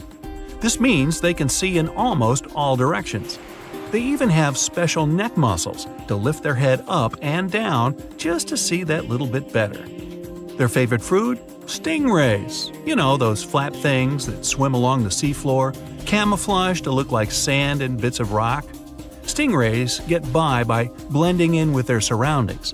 Danger mostly just swims by. But the hammerhead's eyes see everything. Uh-oh. Great white sharks, hammerheads, and other large sharks live for about 25 years. But one shark can live much, much longer. The Greenland shark can live anywhere from 300 to 500 years. It lives mostly in the North Atlantic and Arctic oceans. It loves to swim deep down where it's dark, so it uses its nose to sniff out food. Since it spends so much time down there, it's figured out how to withstand the strong pressure.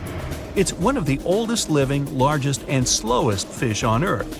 Just imagine, you're on an Arctic cruise and you see one of these sharks moving slowly through the freezing cold water. It might be 400 years older than you. Most sharks are omnivorous. They can go after dolphins, other sharks, crabs, sea urchins, smaller or even larger fish, hot dogs. Kidding about the hot dogs. But the bonnethead shark is a bit different. It eats algae for about half its meals. It's actually related to the hammerhead shark, but its head looks more like a shovel. Can you dig it? If you see this guy swimming around, you might think it's a sea snake or a huge water worm. Frilled sharks like to swim way down at the bottom of the ocean, like a lot of sharks. When they're chasing something delicious, they move kind of like a snake. And just like a snake, they like to gulp down their lunch all in one piece. But that doesn't mean they don't have teeth. They have about 200 nice and sharp ones. The saw shark has a long, flat, and seriously spiky nose. Those teeth on its nose never stop growing. Each tooth is equipped with electric receptors to help the saw shark feel around for nearby fish, like a ship's radar. When dinner's nearby, the shark swims up and strikes with its nose, waving it around like a knight showing off his skills. Meanwhile, you won't have time to blink if this guy floats past. Did you see it? How about now? Meet the fastest shark in the world, the short-fin mako shark. It can swim up to 35 miles per hour. That doesn't seem that quick on land, but underwater, that's fast. Slower than a cheetah, but faster than most dogs. It's warm-blooded, which is super rare for a shark. That helps it swim to cold and distant places where an ordinary shark simply wouldn't survive. The swordfish goes much faster. It can swim up to 60 miles per hour. It's not a shark, but it's still an amazing creature. In a race, the swordfish will usually come out on top, but it's not just fast, it's ingeniously fast. It has a gland next to its nose that pumps out a special oil. This oil spreads through its nose and comes out through tiny holes. This special oil is waterproof, which lets the swordfish glide through the water at high speed.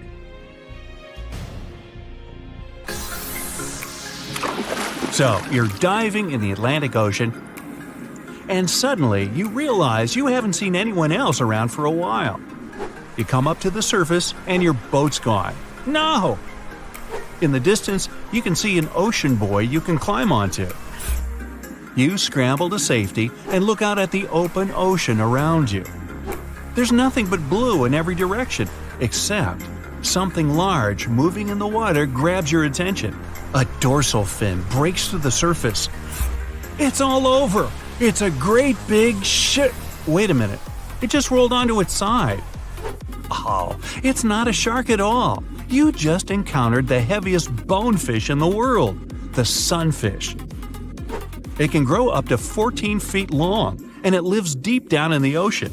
What you're seeing is the sunfish surfacing. Some people call it the mola mola.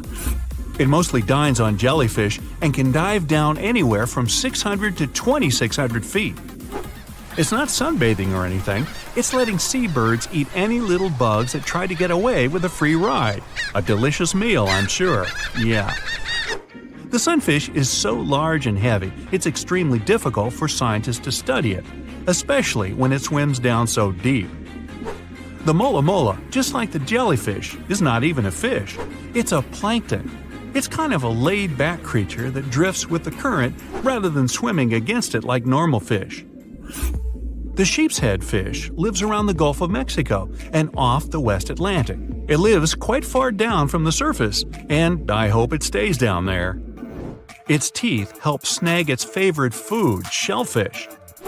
While it may look scary at first, the sheep's head fish is a regular at fish markets and some restaurants if you're game to try it. I know I wouldn't eat anything with teeth that looked like mine. The world's most misunderstood fish also happens to look like the saddest. The blobfish lives deep down off the coasts of Australia and New Zealand. It's considered one of the strangest creatures ever caught, and for good reason. This fish just isn't made for the surface. It looks like a melting pile of goo, with a frown. One thing we know about deep-sea fish is that we don't know anything about what really goes on down there. So, you make it to dry land and you hear a deep grumbling sound coming from the muddy sand nearby.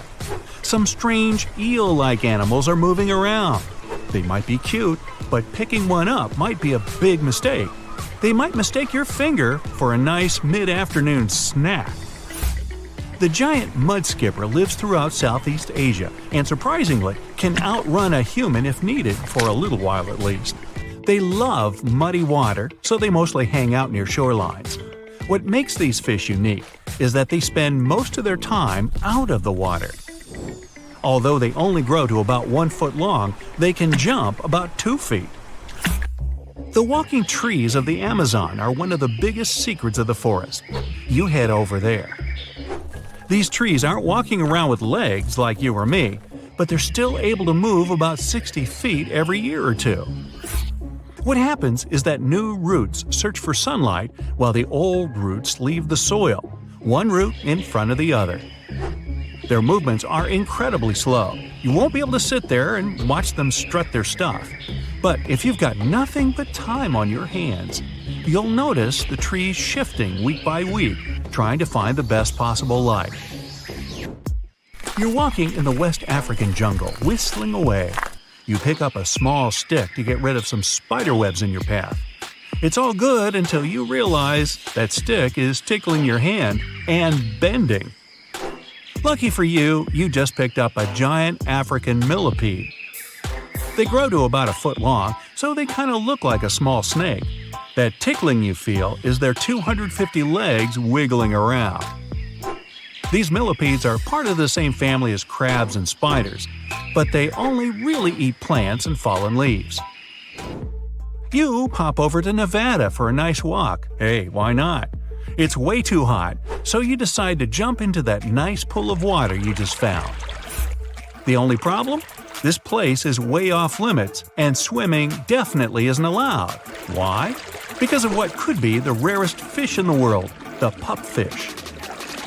They only grow about 1 inch long, and they only live here. They're precious and protected fish, so read the signs and don't even think about going swimming anywhere near them. The pupfish's backyard pool has another claim to fame. It's an earthquake indicator. When there's an earthquake, say in Indonesia, Japan, or China, waves start popping up right there in Nevada. You wouldn't be wrong for wanting to get your eyes checked if you saw this little guy sniffing around. The star-nosed mole is one of the weirdest creatures anywhere. Each one of the feelers on its nose help the almost blind mole find its food. Its nose is so sensitive, it can feel 5 times more than a human hand. That's not all. Star-nosed moles are also the world's fastest eaters. Wow, faster than me. They can even smell around for food underwater. Is there anything this mole can't do? Tardigrades, or as they're sometimes called, water bears, are one of the most interesting creatures on the planet, and also the craziest. These microscopic animals are the toughest creatures on Earth. How tough, you ask? Well, you can find them in the deepest parts of the ocean, high up on mountaintops, in volcanoes, rainforests, and even Antarctica. They're also the first animals to survive exposure to outer space. They can sleep for thousands of years without any food or water, and then get up and walk it off like it was nothing. The water bear could rule the planet, if only it was a little bigger. The blue glaucus looks something like out of a sci-fi movie. But no, this little animal is the weird uncle of the sea slug family, and you definitely don't want to pick it up. It blends perfectly into the ocean waves as it floats on the surface. The glaucus's bright shade of blue helps it melt into its background, but that's not what makes it special. Its sting is quite potent and not very pleasant, but the glaucus doesn't even produce its own venom. It just steals it off of other venomous water creatures. Not bad for something that's only 1 inch long. How about a delicious coconut? You need to regroup after seeing so many weird animals. Luckily, a coconut just fell from that tree, although something else fell as well. It seems like this coconut's already got an owner. Coconut crabs find coconuts on the floor and rip off that hairy brown stuff that's all over them. Then they grab the coconut with a claw and climb up a tree. From there, they chuck it down to the ground to open it up. So the crab's up there and its lunch is down on the ground. No problem. Coconut crabs love to jump from trees and can land unharmed from a 15-foot fall.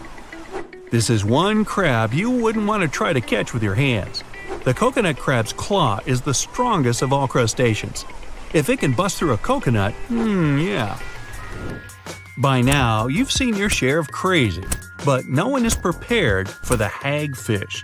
This fish looks like an eel, but with one extra superpower: slime. Less than a teaspoon of slime, when combined with water, can multiply up to 10,000 times. Once the hagfish oozes out its slime, nothing can get close. And what if some of the slime gets in its own nose? It learned to sneeze it out. They're also boneless and made entirely out of cartilage. Last one for today, introducing the purple frog.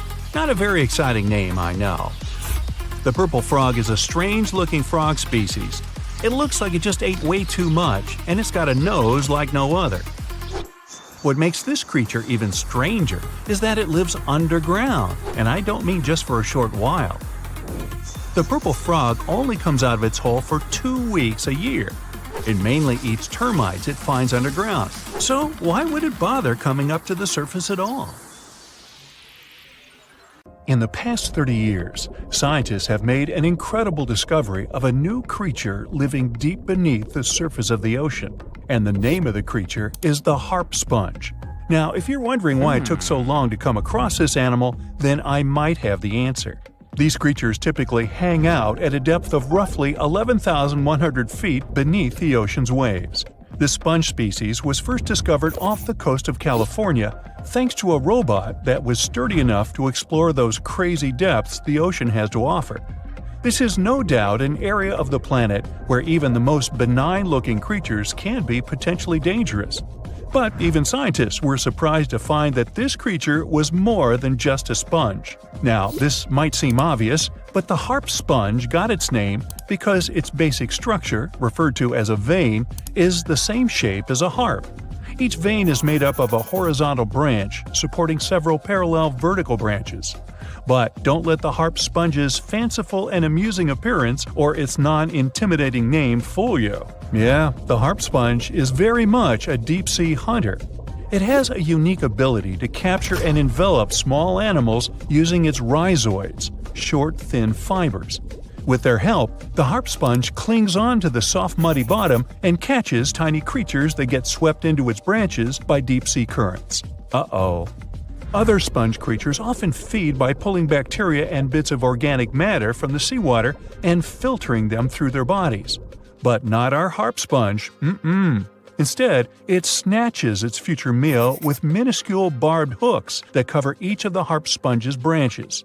Now, harp sponges prefer tiny crustaceans like crabs, crayfish, shrimps, and prawns. Once the harp sponge has one of them in its clutches, it envelops the animal in a thin membrane before slowly beginning to digest it. So, pal, what's eating you? Oh, Harpo? Too bad. Researchers believe that harp sponges use this method of feeding because there aren't enough nutrients that deep down. This makes traditional filter feeding less effective. Research has shown that the creature is still in the process of evolving. Early harp sponges, researchers found, only had 2 veins. But later, scientists discovered other harp sponges that had 6 veins. The harp sponge might have evolved this elaborate candle holder-like structure to increase its surface area. In general, harp sponges typically grow up to a length of 1 foot, but researchers have seen a creature that was 2 feet in length. The harp sponge is not only very unusual, but also beautiful to look at. See those tiny white balls on top of the branches? Now, why don't we look at some other creatures that live below the photic zone of Earth's oceans? The photic zone means the area beneath the ocean's surface that still receives some sunlight. Thanks to this, there are loads of different creatures and organisms living there. Any animal living beyond this layer qualifies as a deep-sea creature. The Tomopterus worm is a segmented worm you can find in the twilight zone of the ocean. This is the area that lies between 650 and 3,300 feet beneath the surface. These creatures are often no more than 1 inch long, but the largest of them can grow up to 1 foot. While swimming around and feeding, these worms do what researchers describe as an amazing smooth dance. That's because the creatures can swim extremely quickly and maneuver at tight angles with ease. Now, I know most people hear the word worm and think of the common earthworm, so it's quite interesting to know there's a deep-sea worm out there that never leaves the water during its entire life. Similarly, most of us try to avoid jellyfish that either rest on the sand or sit on top of the ocean waves. This isn't the case with a Crocodile jelly. That's a deep-sea creature too. This beautiful jellyfish is mostly ruby red, bright orange, or electric purple. That's what helped researchers realize they had found a new species of jellyfish. The creature grows to a maximum size of 1 inch across. It has tentacles that stretch out in every direction. Now, if you come close to this jellyfish, it'll pull all these tentacles in toward its body before rapidly swimming away to avoid danger. Yes, you are dangerous. The Crocodile jelly is extremely rare. You won't see it very often. You might need to borrow that deep-sea diving robot I mentioned earlier. While worms and jellyfish might seem quite harmless, this isn't the case with the Pacific viperfish. Ooh. This creature is equipped with a noticeably big mouth, like me, and the needle-like teeth inside are key to its hunting strategy. Pacific viperfish live at around 5,000 feet below the ocean surface, but they're among those numerous marine animals that migrate each night from the ocean depths toward shallower waters to dine. What's on the menu for dinner tonight? Lots of small fish and shrimp. The creature can grow up to 12 inches in length. Its 2 front fangs, which stick up from the fish's bottom jaw past its own eyes, are especially dramatic. When the fish unhinges its jaw, its mouth can open wide enough to engulf smaller animals, and the teeth form a cage to prevent an escape. Now, have you ever seen an underwater creature that looks like a strawberry? Trust me, it does exist. Just look at these dots on the strawberry squid. The creature has a big eye and a smaller one. You might think this unconventional pairing would be awkward and uncomfortable, but it's actually the opposite. The big left eye looks upward. It spots shadows cast by other animals in the dimly lit waters above. The eye's tubular shape helps it collect as much light as possible. On the other side of the squid's head, you can see its right eye. It's small and looks downward. This eye searches for flashes of bioluminescence produced by animals lurking in the darker waters below. Now, bioluminescence means the production and emission of light by living organisms. By the way, the squid has a nickname. And no, it's not Squiggy, although that's a great one. It's known as the cockeyed squid. This is simply due to the remarkable difference in size between its 2 eyes. I think I like Squiggy better, and so it goes. Since light doesn't reach the deep sea, the strawberry squid's body actually looks black. This helps the creature hide from enemies, such as sharks and dolphins. In general, the strawberry squid grows to a length of 5 inches. It typically lives around 3,000 feet below the surface, but floats to shallower waters at night. Now, the feather star is a marine creature without a backbone, but with feather-like arms that radiate from the center of its body.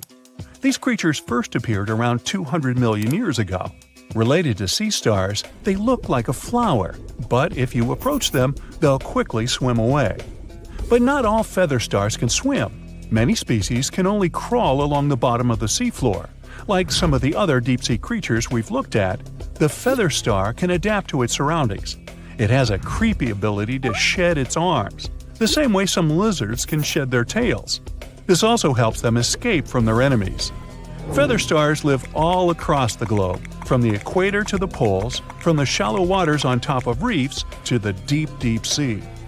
Now, given that we're dealing with mysterious creatures, the name of this one is quite fitting.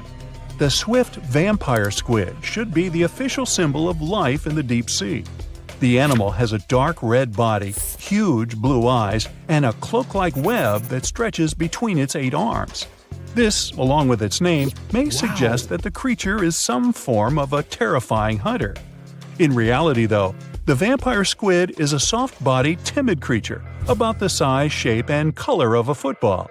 It grows to roughly 12 inches in length and lives 3,000 feet below the waves. There's almost no oxygen there, but also relatively few predators. I think I'll need to decompress from this one. Most of the ocean is still shrouded in mystery, whether we're talking about dark corners or creatures that are hiding in the depths. But sometimes, it gives us a peek into scary things it hides in its cold, dark depths. Like when you hear on the news that there are some deep-sea creatures washed ashore after a powerful storm once again.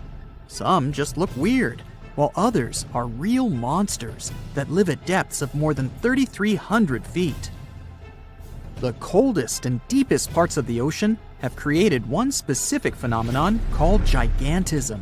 So, sea spiders, squids, worms, and many other animals, mostly invertebrates, or creatures without backbones, they're all way bigger and scarier than the versions we see in the more shallow areas.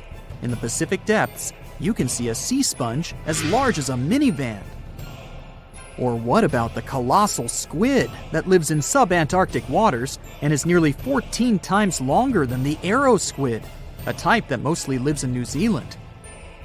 Researchers found many of these underwater monsters in the abyssal zone of the ocean. Back in 2021, the researchers showed images of the giant phantom jelly. It was at a depth of 3,200 feet. Its tentacles were 33 feet long. Wow, I wouldn't like to face that one on the beach. It probably eats only small fish and plankton, but it can swim to depths of more than 21,900 feet. And down there, this giant jelly doesn't have enough food. How does it survive then? Scientists haven't figured it out yet. And there are even more questions related to the giant squid, the biggest one ever found. This monster is 43 feet long, with a weight of nearly a ton. Imagine if those tentacles would grab your car, or something like that. They would smash it like it was a toy. There's no light in the abyssal zone. Sun rays just can't penetrate that deep. So there's no algae or underwater plants there. Local animals mostly eat snow. Marine snow is not like the regular one you build a snowman with. It consists of any small flakes or remains that fall from the surface of the ocean. Maybe even some leftovers that animals up there couldn't eat. So it's not much, but apparently it's enough for very large creatures that hide deep down there, like giant squids. Squids that generally live at such depths don't bother going after their prey. They just wait until the poor animal swims right up to their long tentacles and falls into a trap. It may not be the best method ever, because not many animals will even swim into these dark, cold parts. But it's the method that saves energy. A giant squid eats only 1 ounce of fish daily, which is approximately 45 calories. That's nearly 50 times fewer calories than an average person should eat per day. So when a squid gets 1 fish, it saves it for a couple of days. I hope giant squids won't get the idea to go to the surface and look for food when there's not enough of it in the abyssal zone. And I hope even more that giant Greenland sharks won't get that same idea. You can find them at depths of up to 7,200 feet. They're twice as slow as we usually walk. They swim at a speed of 1.12 feet per second. Their slowness is part of the energy-saving mechanism that creatures down there need to survive.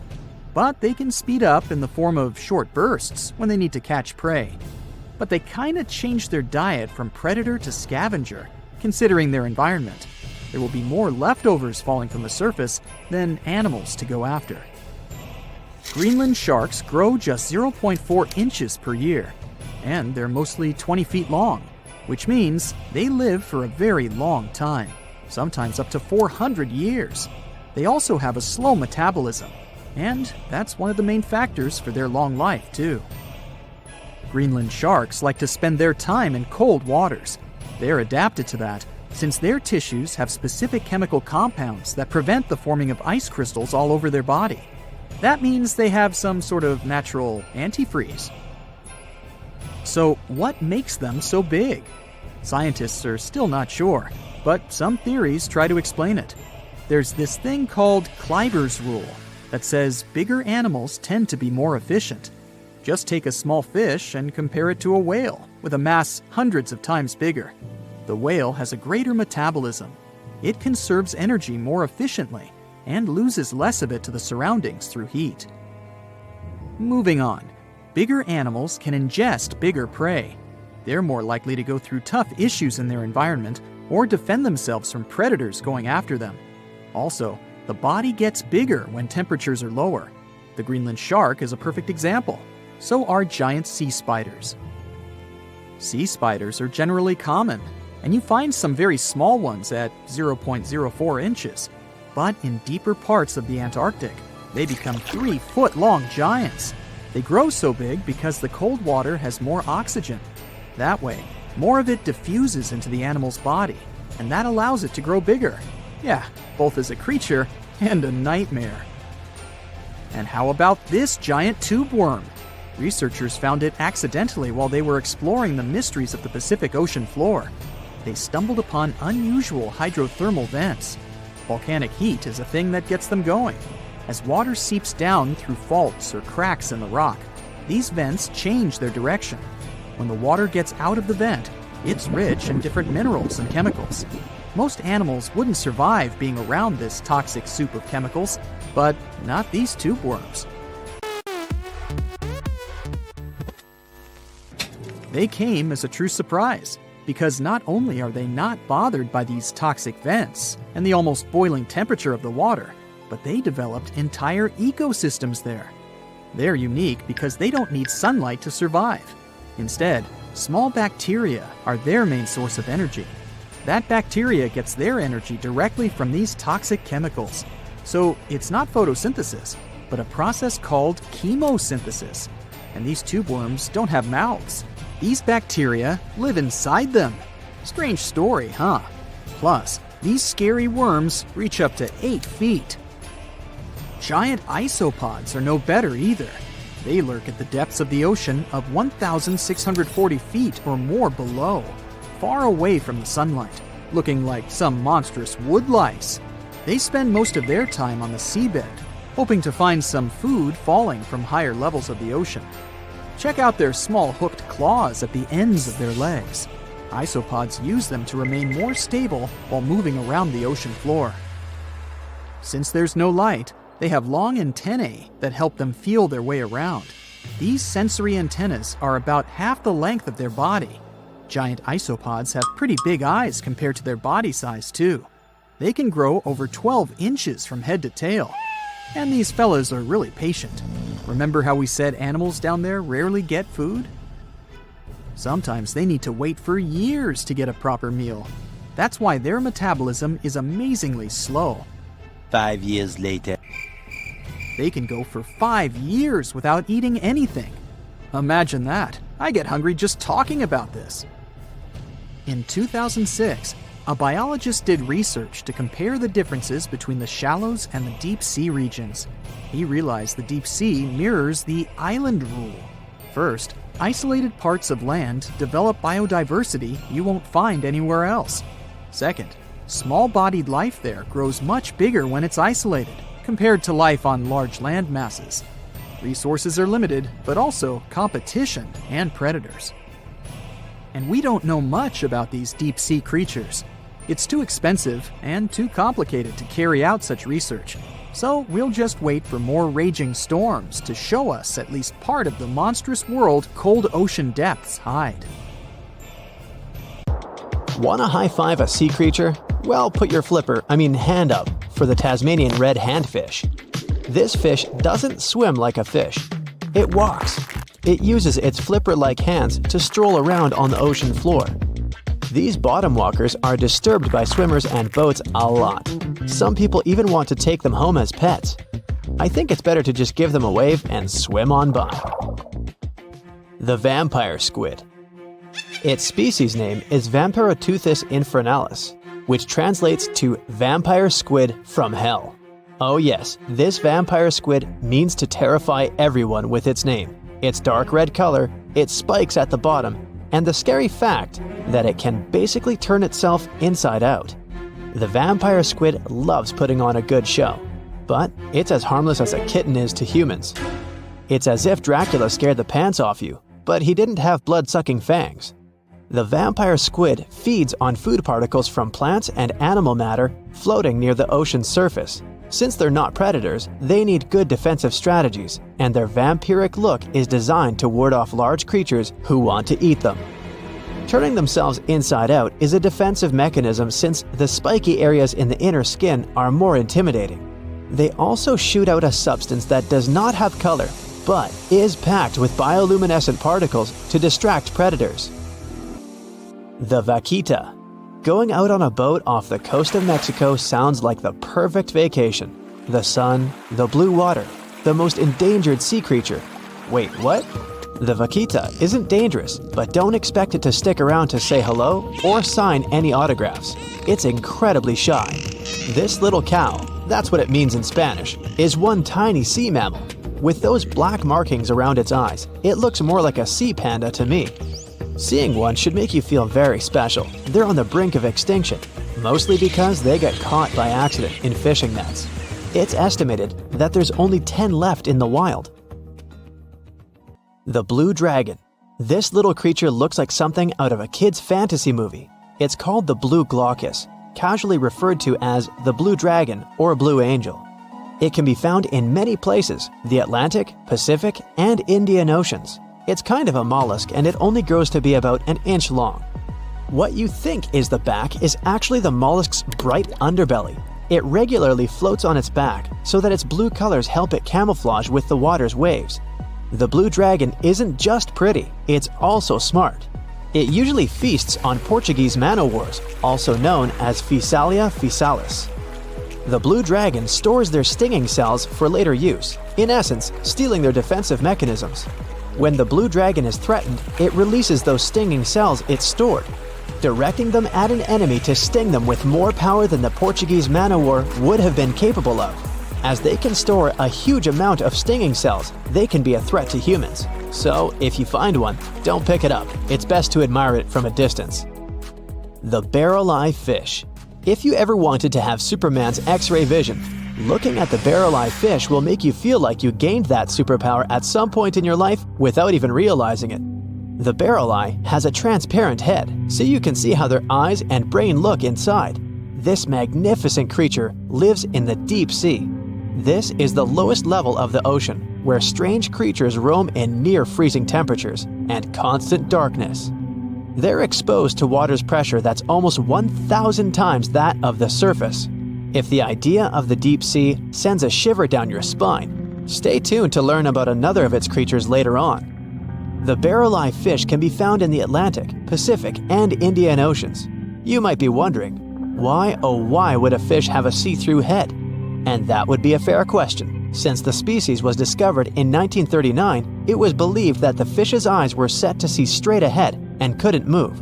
So it was assumed that they had tunnel vision. Scientists Bruce Robinson and Kim Reisenbichler from the Monterey Bay Aquarium Research Institute recently discovered that the fish can move its eyes vertically to see through the top of its translucent head, thus noticing if there are predators or prey nearby. The transparent head also allows more light to enter so they can detect prey better. It's believed that the barrel-eye fish eats jellyfish and small fish species. If you dive in the ocean at night, you might be lucky enough to see how orange ball corallimorph blooms in the dark. But make sure to be quick because as soon as you turn on your flashlight to take a good look, it will retract its tubes back into itself. The Megalodon. The whale shark isn't the biggest shark known to humans. If the entire shark species were a kingdom, the prehistoric Megalodon would be the ruler of the sea. Megalodon roamed the ocean a long time ago. About 15.9 to 2.6 million years back between the early Miocene and late Pliocene eras. While they've long been extinct, people are still amazed to learn about these gigantic sea beasts. Megalodon could reach anywhere between 45 feet to 60 feet in length with jaws more than 6 feet wide. A fossil of a tooth that once belonged to a megalodon measured at 7 inches. Needless to say, I'm pretty stoked that these guys have long been extinct. But there's still some adventurers out there hoping to meet this monster one day. The Dumbo octopus. This adorable creature, or creepy creature, or however you want to see it, is officially called Grimpoteuthis. More casually, it's referred to as the Dumbo octopus, named after the Disney character. Though Dumbo, the elephant, not the octopus, was teased for his big ears, it's highly unlikely that this adorable octopus gets teased by its water neighbors. They are the deepest living octopuses, living in the deep sea. And you know how scary that place is. They're only about 8 inches tall and spend their days hovering just above the seafloor eating snails, worms, and other food they find in the current or near ocean vents. There are nearly 17 species of Dumbo octopus, and they all have differences in height, color, and body parts. If you can't get enough strange animals, you'll be glad to learn that the deep sea has barely been explored by humans. So, keep an eye out. There are bound to be more fascinating animals discovered in the deep in the future. The sea angel. These creatures might look and sound pretty cute, but their diet is far from sunshine and lollipops. Their favorite food are sea butterflies. They lay mucus traps for them and wait in ambush. The squat anemone shrimp. This shrimp is tiny, only 0.5 inches.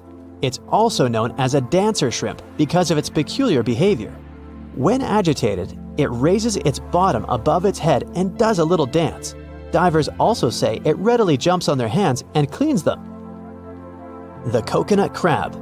This guy may look pretty creepy, especially when the sun goes down. Mature coconut crabs are around 3 feet in length. Their preferred foods are coconuts, but they can also hunt down lizards and even large birds. The slender snipe eel. Slender snipe eel is a slim and long creature that's still a mystery for marine scientists. It's 4 feet long and it has at least 750 bones in its spine, which is much more than any other animal in the world. The sea pen. Sea pen is 7 feet long and it has a lot of varieties, but most of them look indeed like a pen or a quill. The similarity is even more striking when the animal has a water-filled bulb that anchors it to the floor. The Persian carpet flatworm. This creature looks indeed like a carpet, despite being very small by comparison. It's only 4 inches long, able to become both male and female. It doesn't really mate with other flatworms. Rather, it fights them for the right to bear posterity. The flamingo-tongued sea snails. Tourists love these extraordinary snails for their pretty colors, thinking it's a shell, but in fact, the shell is quite dull and hidden underneath colorful soft tissues. They eat softer, toxic parts of corals and store their toxins to protect themselves.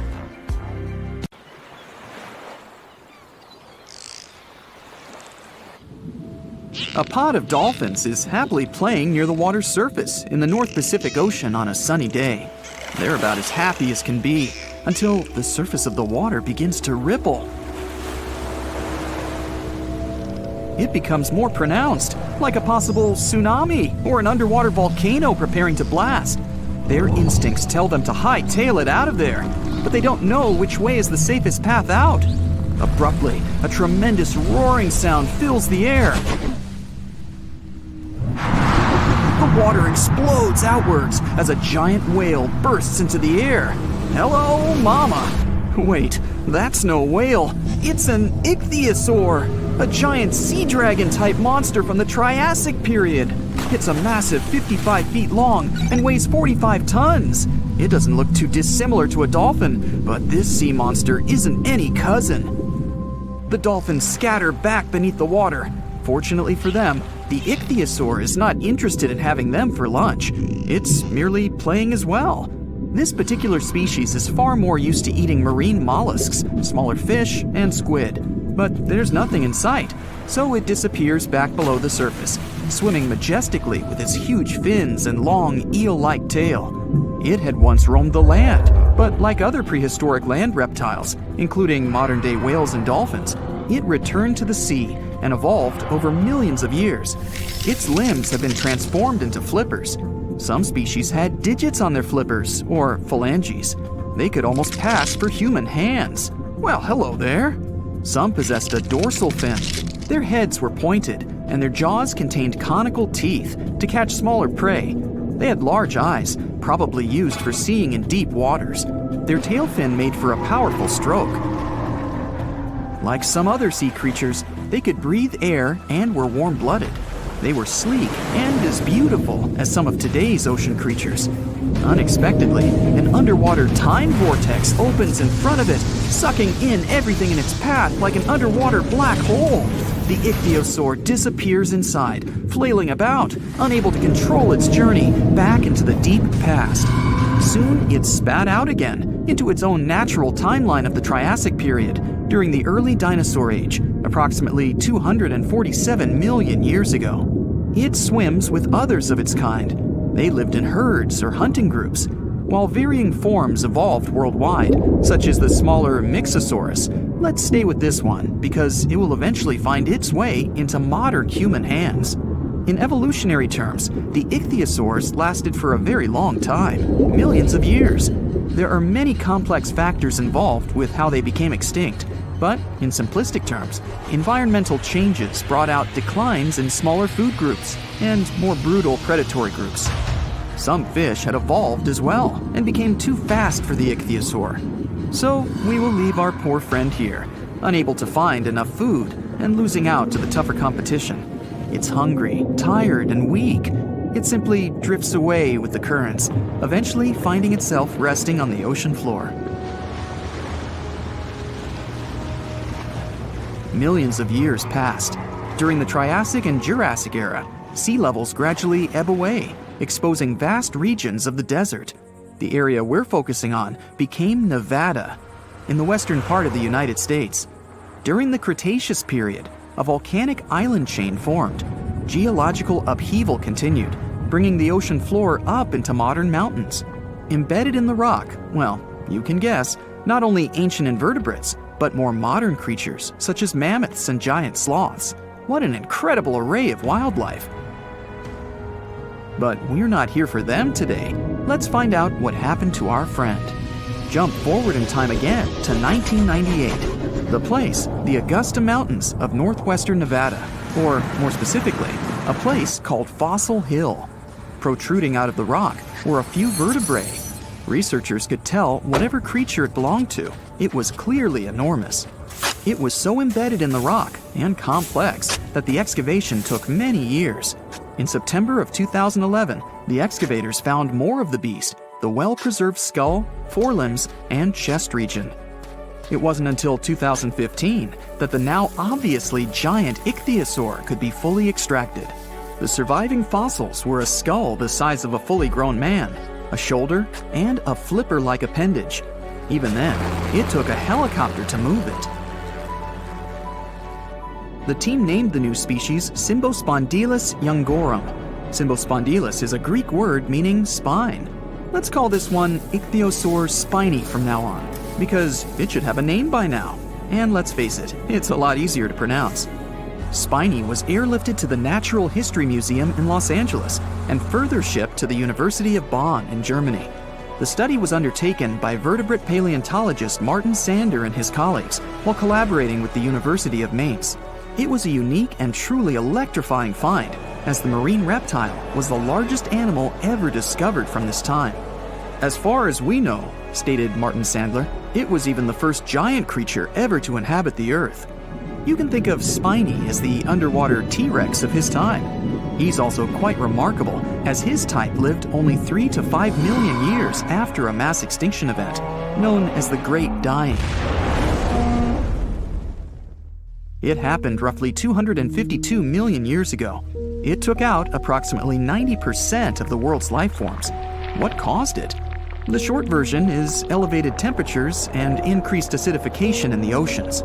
Once one part of the food chain extinguishes, it causes a domino effect, as you can imagine. Soon, there's little left to eat, and only the sturdiest can survive. The atmosphere also had high levels of carbon dioxide. Theories argue that giant volcanic eruptions caused this in Siberia, known as the Siberian Traps. It was the largest volcanic eruption in the past 500 million years. The eruptions lasted a staggering 2 million years. Large volumes of basaltic lava covered a large area of Siberia. Even today, the site is covered by about 3 million square miles of basaltic rock. Other theories say that an asteroid caused the Great Dying, rather than the volcanoes. In any regard, the impact was the same, and 81% of Earth's marine species and 70% of the land-based vertebrate species were no more. There have been numerous mass extinction events, but Spiny's size and existence are extraordinary compared to the Great Dying. It usually took 9 million years for species to recover and grow to this size, but he came into being in less than half that time. Using sophisticated computer models, the researchers examined the likely food web running through the area now known as Fossil Hill. They recreated the ancient environment through the available data, finding that marine food webs must have supported giant creatures like the ichthyosaurs. The theory is that our spiny fed on a diverse and rich diet of marine mollusks, known as ammonoids, that flourished from 1 to 3 million years after the Great Dying. The now extinct ammonites filled the ecological void following the mass extinction and had excellent living conditions without much prey to interfere with them. Ichthyosaurs also evolved rapidly because they were the first more giant creatures to populate the world's oceans. The mollusks they fed off were also exposed to less competition. Spiny had a massive food supply. He chowed down like there was no tomorrow. Unlike whales that become large due to eating foods like plankton, Spiny and his fellow species grew big on the ammonites, and it took them a much shorter time. That's a good message for you kids to eat healthily. The exciting thing for us today is that these results show that marine ecosystems can build up and respond well to such dramatic changes as climate, atmosphere, or water conditions. They may have had different pathways, but some ichthyosaurs and whales have similarities. They both have large sizes and a lack of prominent teeth. Sperm whales dive deep to hunt giant squid. Spiny hunted similarly. They use a type of filter feeding to extract the food from the water. Our friend likely ate fish and possibly squid, and ever smaller ichthyosaurs. Ouch. Other ichthyosaur forms had lots of teeth, with a skull more like a giant lizard. They had razor-sharp teeth. Ichthyosaurs swam the ancient oceans for nearly the whole of the dinosaur age. Ichthyosaur fossils have been found in many other countries, such as England, Norway, Japan, Germany, Colombia, China, and Australia. They were the underwater planet rulers of their day. As the sun sets 250 million years ago, we might imagine Spiny having a better outcome than he ultimately did, and popping his head out of the water to watch the orange hues of the pristine sky. He pauses for a moment before, once again, dipping underwater to join his friends, swimming happily away with the herd, looking for food and adventure in the deep blues of the Triassic Ocean.